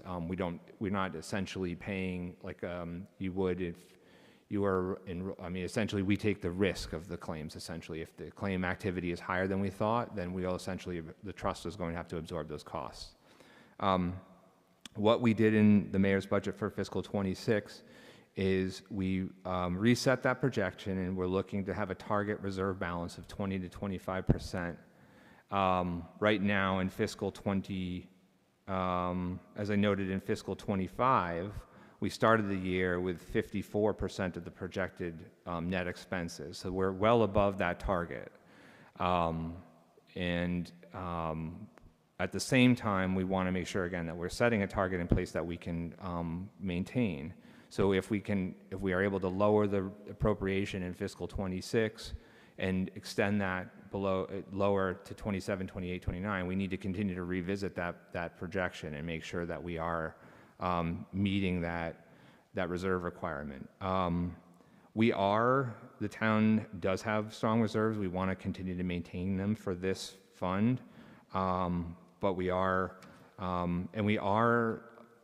benefiting from the fact that the last 2 years we've reset the premium setting process to ensure that we are keeping up with the underlying cost of healthcare better. So the last 2 years under Mayor Joyce, we've had premiums go up by 5% in an environment where you really cannot freeze premiums. We'll continue. We haven't done any planned redesign. Really, not much has been recommended, I don't believe, but we are making sure that we have a process in place to ensure that we're looking at this for the long-term trajectory. Right now, we assume that there'll be a baseline 8% growth for the future based on the amounts you see here, and you can see some of the ramp up from fiscals 26, 27, 28, and so on. We're assuming 8% average growth in the fund expense levels, and that's consistent. We have heard from a lot of other communities, particularly those in the GIC, where they're seeing bills, they're seeing essentially healthcare costs growing even above 10%. So it's a challenging environment. It is one that is hard, again, to estimate. We do feel that we're in a good position to be able to fund this in fiscal 26 at this level and have the reserves in place to close not just fiscal 25, but fiscal 26 at that policy level and maintain it. But it's going to require year-to-year diligence to make sure that we're operating these funds, we're ensuring that we're keeping up with the underlying cost, and continuing to look at options in ways that we can structure our benefits so that they are, as the balance of making them as advantageous to recruit and retain employees, and at the same time be mindful of the underlying costs of operating and offering these benefits to our employees. So I kind of went on there, I apologize, but I felt like that was important. These are two very big parts of our budget. And Chris, I know, I went on, but I don't know if you have any other comments that you'd want to share on that. I will, actually, and thank you, councilors, for having me here. I think my voice also was a little raspy with the pollen, so I'll apologize. But one thing very happy about is, as Mike pointed out, the increase for the health insurance cost for this year went up by 5%. Many other towns, communities, GIC as well, has seen increases of 10, 15, 20% increases. So for the town to be able to keep our increases as low as they are, in addition to, I think if you were to take a look at the health insurance options, they're a rather robust set of plans. And I think our employees are really receiving certainly the value for the dollar there. So again, being able to maintain a low increase in an environment that is notable for significant increases, I think is a really nice position to be in. So, Thank you. thank you. Thank you both for that thorough explanation and for joining us this evening. All right, I would love to open it up to committee members for questions or comments for directorships. Councilor Flaherty, start us off. Okay, so I just want to understand the health insurance better, because you're talking about it being a very challenging environment to predict and so forth. And so what I see in the numbers is that it's lower. The group life and medical insurance projection for FY26 is lower than it was in 2025 and 24 and 23.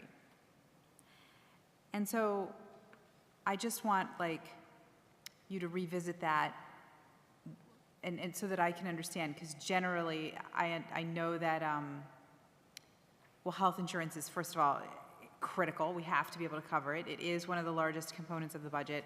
And I just want to understand, again, why it's lower, why we trust that number. Well, I think one of the important things to note is that the trust fund, that where we essentially pay for the benefits and receive, and essentially that takes in the revenues, it's and it should be stated from the beginning. It's important to note it's in a good condition. The funding in place, the balance in place, as I said, has started fiscal 25. Probably is reflect, probably it wasn't as much of a part of the focus for the fiscal 25, when we wrote the budget. And I think it's something that allows us to, kind of set this longer term trajectory going forward. So yes, it is, those two, I recognize your point, and I want to make sure that I don't want to contradict myself as far as those statements. It is difficult, and we do need to be mindful of how we structure and offer these benefits in any given year. But we should be thinking about setting up in doing that, a policy that really looks at the fund activity and the expense activity coming from the fund, rather than simply just the town appropriation. The town appropriation here is any resources we spend into the fund that don't get spent. They don't revert. They don't become part of free cash calculation. They stay in the fund, and that's great. They help to make sure that the fund balance can grow or it stays strong. And I think where we want to be mindful of that target amount going forward. What we're saying that for fiscal 26, this appropriation level and that projected for 27, 28, and 29, which are growing, what this essentially is saying is that the fund balance we have currently, that we started fiscal 25, is projected to start 26, would be sufficient enough for us to fund the appropriation at this level for fiscal 26, at the growth in claims and expenses we're forecasting, But we do want to be mindful that we have to continue to stay on target, be mindful of what the reserves are going to be at any given year, and ensure that we're continuing to structure essentially the premiums we charge employers and employees going forward and every year to make sure that we're looking and staying on target with that reserve, the balance we want to shoot for the reserves in any given year. Okay. Is the balance of this fund and how it fares over time, is that information available to the public?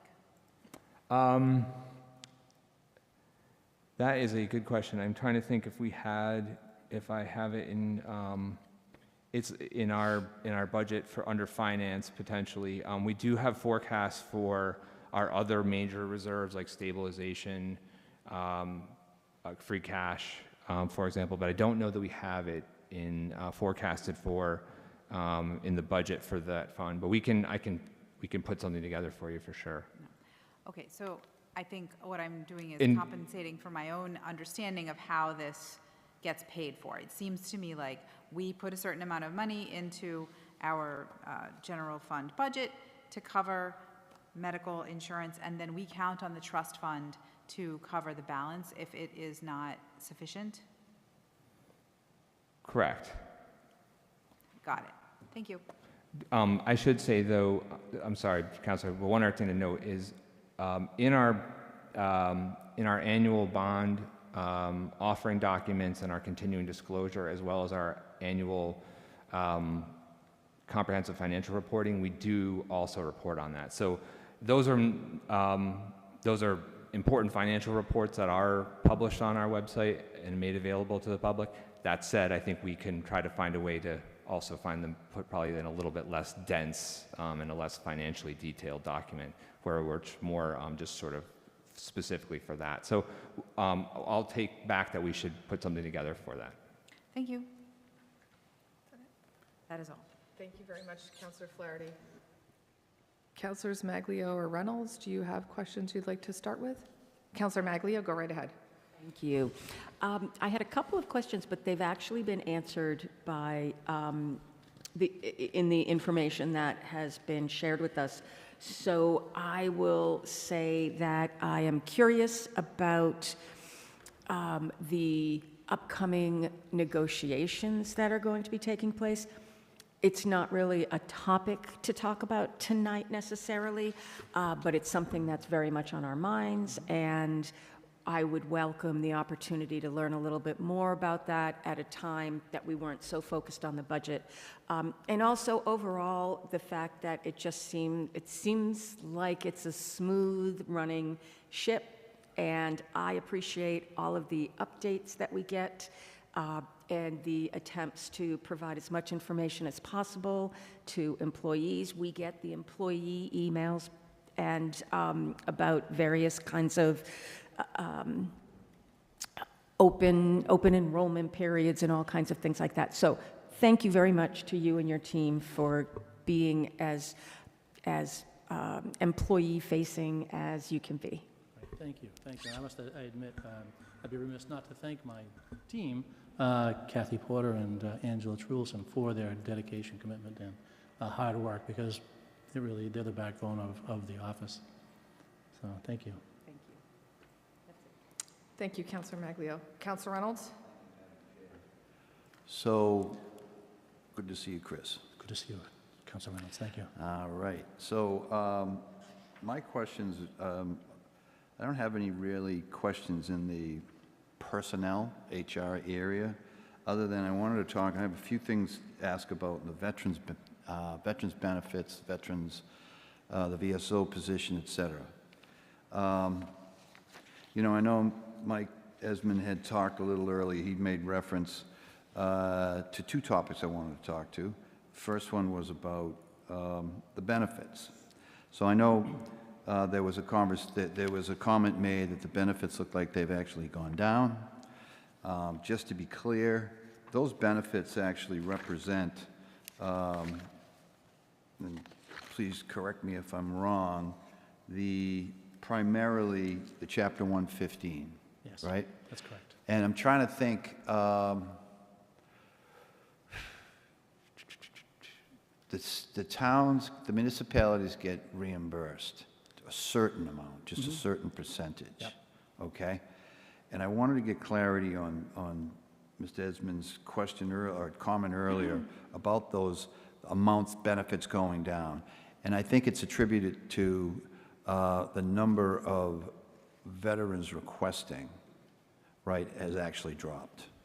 It has, and not only we have the number of veterans requesting benefits has dropped, certainly, and then survivor benefits or the widows' benefits also. So the survivors also, those numbers are dropping from a beneficiary standpoint. Okay, and I think that's a trend that we're seeing. And I know that the HERO Act that was passed recently at the state level has called for an increase of $500, I think. Okay. I think it's a $500, and I may be confusing this with the annuities. Okay. Okay, but, and there are efforts at the state level, the Executive Office of Veteran Services, from an outreach standpoint, to really get some of our younger generation of veterans who are, for some unknown reason, just are not taking advantage of these benefits. And we can't force them to take them, but I just want the public to realize, as Mr. Edmond rightfully pointed out earlier, these benefits are not being cut. It's just that they're not being utilized by the veteran community to the extent we would expect them to. Correct. And that's a statewide problem, as I said. So that's something for the future for us to work at. So those folks who process the Chapter 115 benefits, who are also available for liaison and researching and going after benefits at the VA level for our local veterans, that being primarily the VSO. Where do we stand right now? That position is still vacant? It is currently vacant. We have been going through the interview process. We've made several offers to candidates. And during the I guess the hire process, some folks have just either withdrawn or we couldn't reach agreement on salary benefits, or they've taken a position or pursued a position that they were concurrently exploring. But to your point about the younger veterans, it's really something I think this town and any town needs to do, because as you were accurately pointing out, the older veterans are maybe falling off, but they're not reaching out as much, or they're just passing on. It's really important now, I think, to begin focusing on Gulf War veterans, younger veterans, those who are out there who are struggling.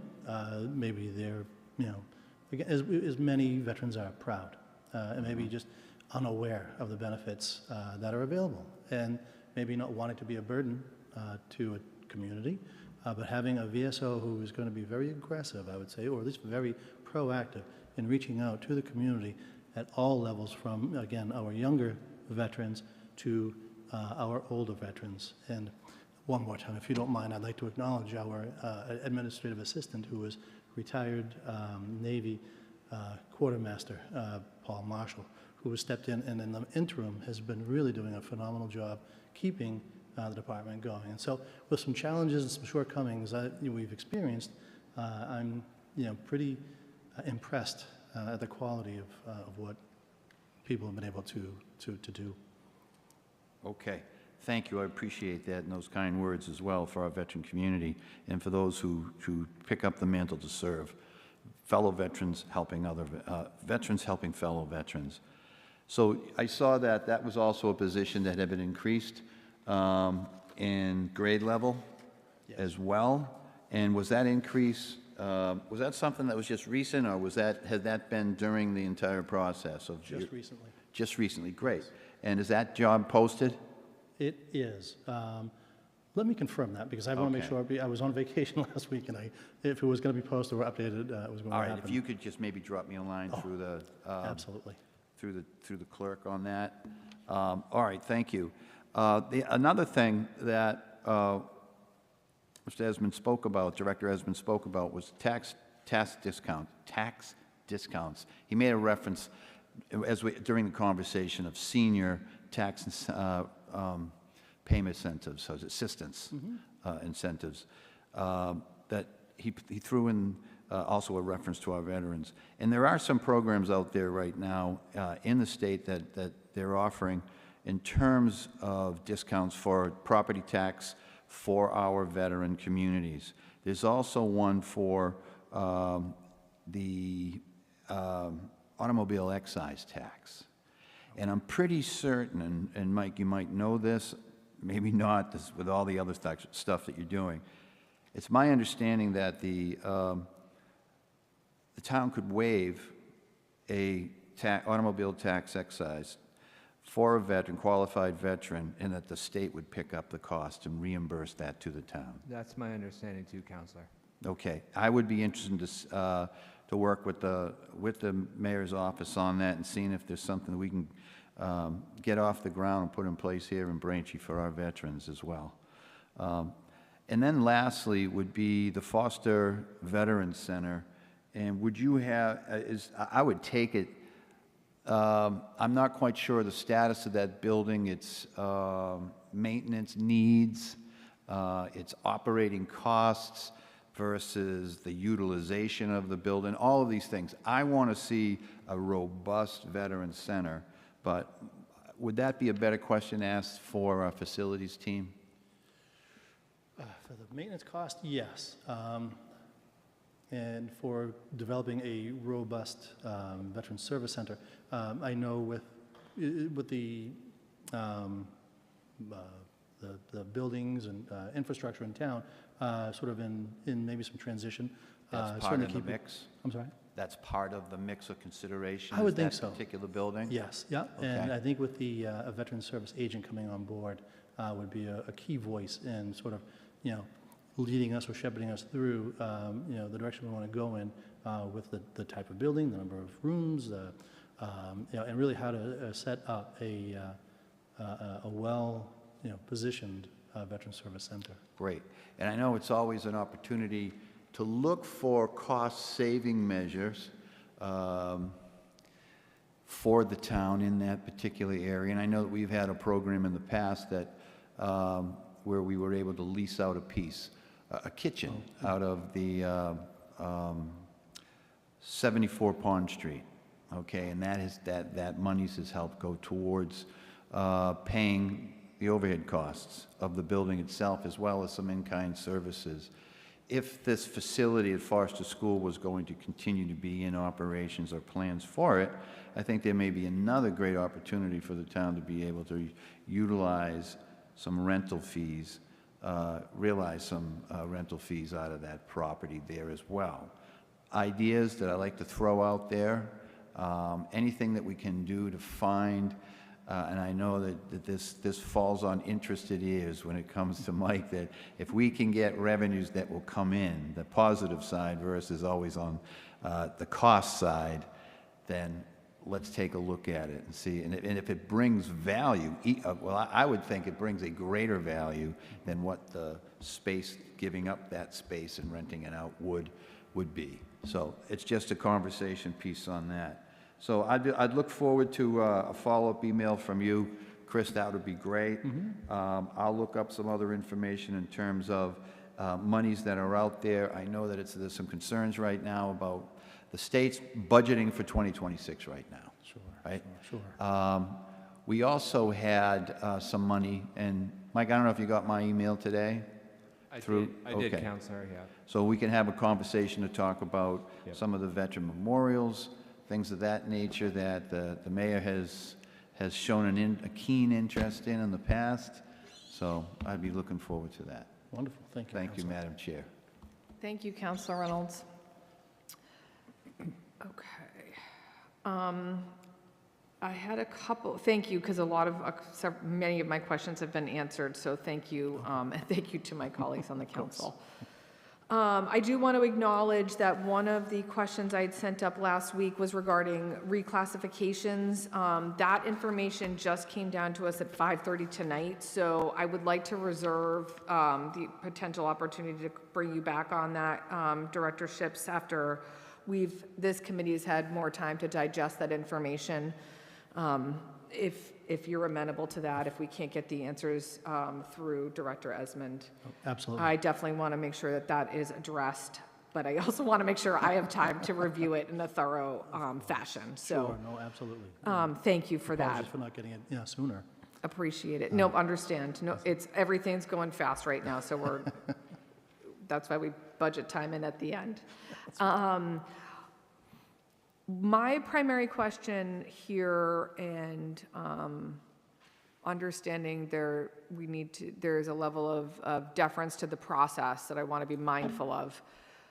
The mayor, in her address to the council last week, had relayed that this budget is based on a 2%, presumed 2% COLA increase for all of our town employees who are up for contract negotiations.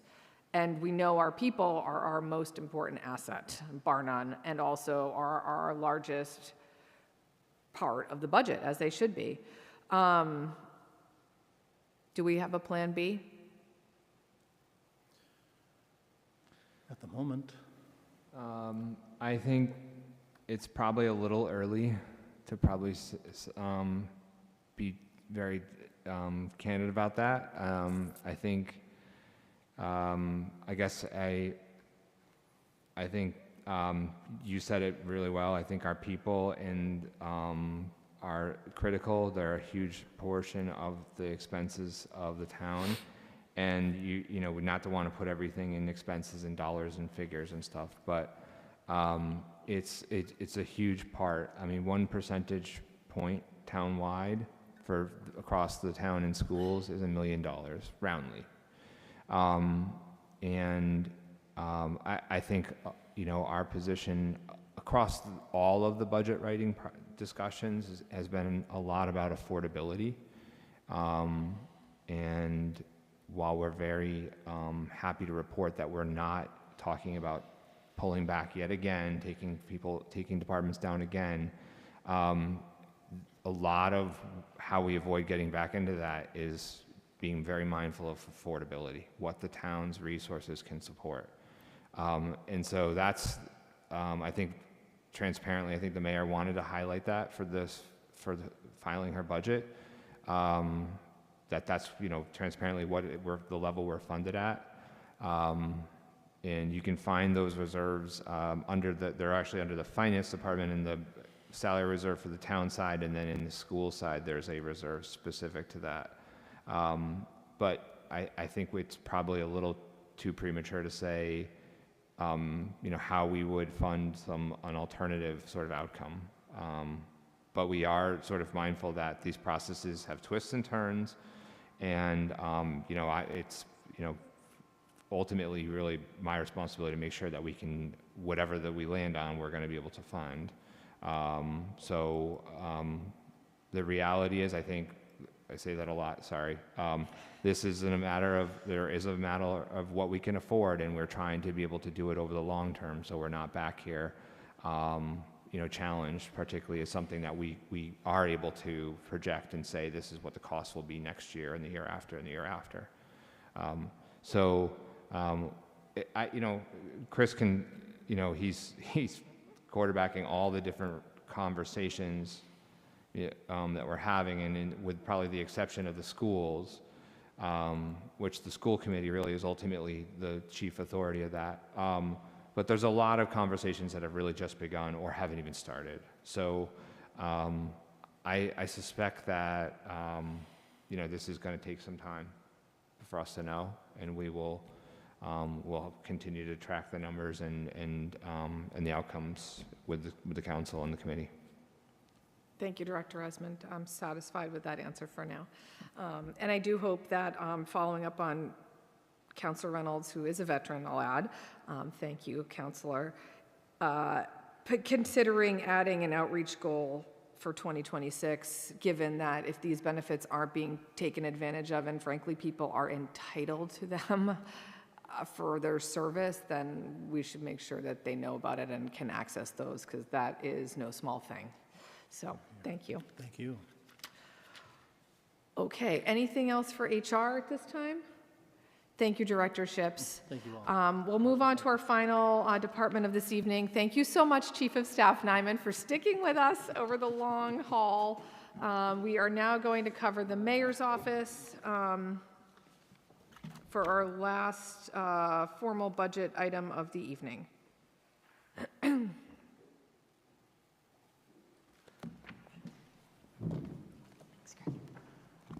Good evening.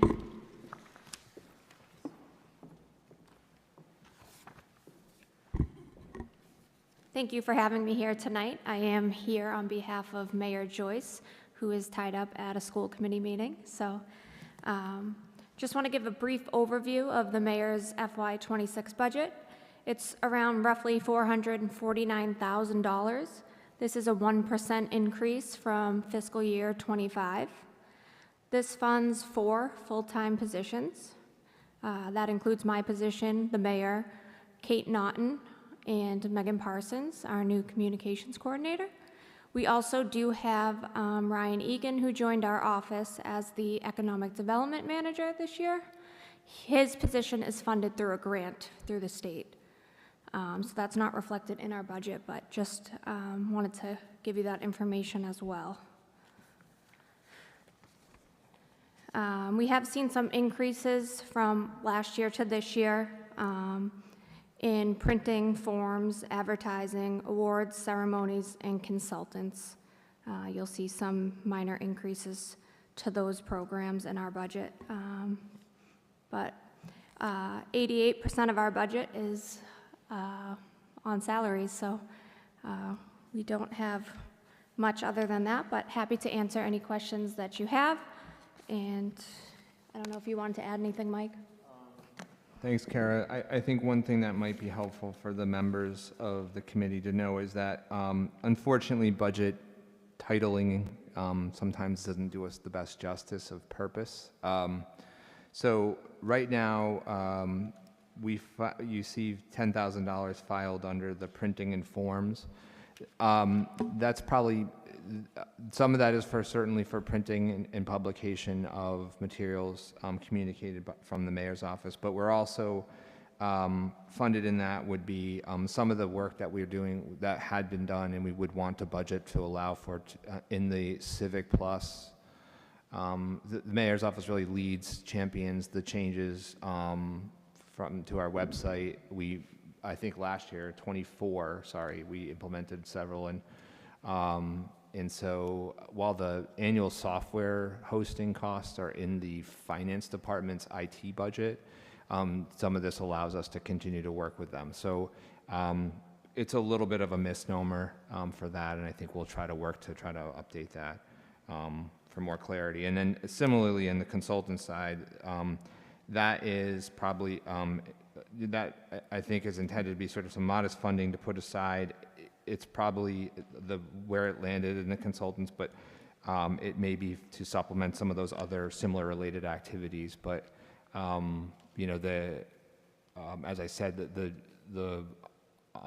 sort of the charge to continue to enhance our digital communication really comes out of the mayor's office, and these funds are really what allows us to continue to move that forward and try to speak to people at different you know, formats, particularly as we've moved away from the hard copy paper versions of things.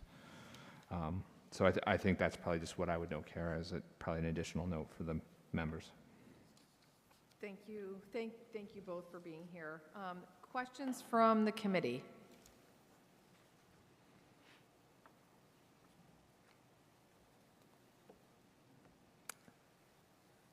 Councilor Reynolds? Thank you, Madam Chair, and good evening, Chief of Staff Nyman. Good evening.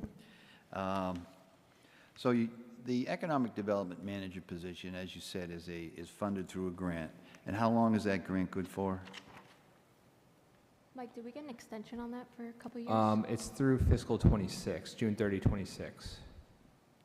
Okay, so it's good for one fiscal year. Well, actually, I think, so the grant has been in place, the grant's total was 500,000. We were allowed to amend it to include administrative costs included an FTE. Uh-huh. So we've actually had that grant. That grant was awarded, I may get the facts not entirely right, but I think it's actually it'll be over 4 fiscal years. Great, thank you. So it's spent in different ways, but it goes through 26, yeah. Terrific. And so the goals, obviously, you've had the economic development goals as goal number 3 in the mayor's office for fiscal year ~26. And I think it's a really important goal. I'm really happy to see that in there. And what I'm really, the measurements, I'd like to, I mean, I'm not looking for an answer this evening, but the measurements of that, I think, are really, really important for us to be able to take stock of the value and the efforts, what has worked, what doesn't work. So I'd be interested in the measurements, a bit more of that as the fiscal year moves on. I think that would be something that something that we could get behind as well to support. Obviously, we're all oars in the water, rowing the same way. We're going to get a lot further. Absolutely. In that area there. So to me, I think it's really important for us to better understand how that program is going to work and what parts that we can play, can advocate for, et cetera. You also had, I think, another, and I definitely don't want to steal the thunder of the questionnaire on these changes in positions and grade levels, Madam Chair. I know that there'll be another opportunity to ask more detailed questions on that. But in the mayor's office, was the communications coordinator position upgraded as well? It will be. So Megan Parsons, who is our communications coordinator, is unfortunately leaving us in a few weeks. She'll be going back to law school full-time in the fall. Oh. So we'll be losing her, unfortunately, out of our office. So this is just a backfill. We changed the grade from an M5 to an M11. Okay. This is just more to reflect the job responsibilities that the communications coordinator holds and to attract more like highly qualified candidates to this role. Megan was at a pretty low salary, starting off because she was just entry level, just out of school, and just trying to gain that experience right out of college. So we did increase that salary a little bit when we reposted the job from an M5 to an M11. Okay, but I do see your administrative clerical number has gone down, 26 from 25? You're right. So in fiscal '25, we funded an FTE a seasonal FTE, a part-timer. So the mayor's office does not currently have a part-time person, and that's not been funded back. So, Got it. Sorry, that I don't know that I put that in here, but that explains that. Okay, so with this, and this number of 271 for fiscal year '26, obviously, that is going to reflect the change, Chief of Staff, that you just mentioned in terms of the communications coordinator. Yes, Okay, and that communications coordinator, was that full-time or part-time? it's full-time. It will, the interim one will also be full-time? Mm-hmm. Okay, I got it. Okay. I think that's all I have at the moment, Madam Yep. Chair. Thank you, Counselor. Counselor Maglio? Thank you. Hello. Hi. So I have a question about goal number 2, information accuracy and the updating of the town website. That's on page 64.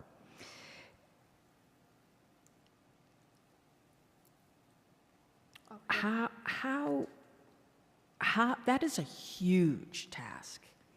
And is there specific funding for what we use for our web hosting or our web software? Or is it going to be someone's dedicated job? I mean, there's a lot that goes into updating a website that has just been built on, you know, which is what every town does. It's just, you just kind of keep building it. What is the plan for that, and what do you think the cost for that is going to be, and how is that reflected in the budget? So I think, Mike, you spoke to that a little bit earlier, Sure. right, with the website upgrades and design. That was in one of the increases for printing and forms. But wasn't that the Civics Civic Plus? Plus, yeah. So we use Civic Plus, right? And everybody, I think, is familiar with host that. there. Oh, I So- was thinking I'm sorry, I was thinking See-Click Fix. The entire time you were saying Civics Plus, Oh. what I was thinking was See-Click Fix. So then that is, okay. But I think that I'm not the expert on this. I have a lot of opinions. The second you put content out into the world, right, it ages. And even town and municipal governments should be mindful of this. And I think, you know, I don't know that we need to run at the speed of like the biggest tech companies in the world, but like being mindful of that, getting up-to-date information, and it is a huge task for, and I just don't know that one singular person could ever quarterback that whole thing, although I think Megan and the mayor's office have been doing, making great strides in trying to stay on top of us, but like, I know that it's a big challenge, and really for us to be able to continue to communicate to residents and offer services in the most effective way, not just cost-effective, but effective way, meet them where they want to meet us. Digital government strategy is going to have to continue to be one. We fund, I would say, the core components of, like, as far as the actual software license costs are funded in the finance IT program. The mayor's office we put a little funding in here that would allow us the ability to do some redesign, those types of like consulting work. But right now we do administer and control our own content and publish and refresh our own content. It just is also just how you do the layout and how do you design it to be able to invite residents to want to interact with that, and then bring in integration with other applications so people can pay for services online. We can expand those services and offerings. It's not going to be 1,000 clicks to get to something and you walk away from it because you're frustrated, that kind of stuff. Could I jump in? So I totally hear that, I get that. The cost is also the person power, the people that are doing this. So what is the plan for that? I'm not getting it. Like, would that be up to whoever's the communications coordinator? Is that going to be something that every department is going to play a role in? Is there going to be somebody who's going to set some targets every month? Because that is a hugely ambitious goal, to get it completely up to date, modern, user-friendly, remove all the information, track information on each department page. The redesign will begin in January 2025, which we've seen some of those results. So I wonder, how do we connect that to these numbers here? We've definitely been talking about this as a team and through our department head meetings as well, communicating that there are going to be some website upgrades, and, you know, if you have information that's incorrect on your individual page, to reach out to Megan, who's been helpful in, you know, making sure that information is correct and up to date. I know there's still a few departments that need that assistance, but she's been kind of hitting the ground running, making sure the information is at least correct before we get the website upgrades done. Okay, great. Just want, and that's something I'd be eager to hear more about as it happens.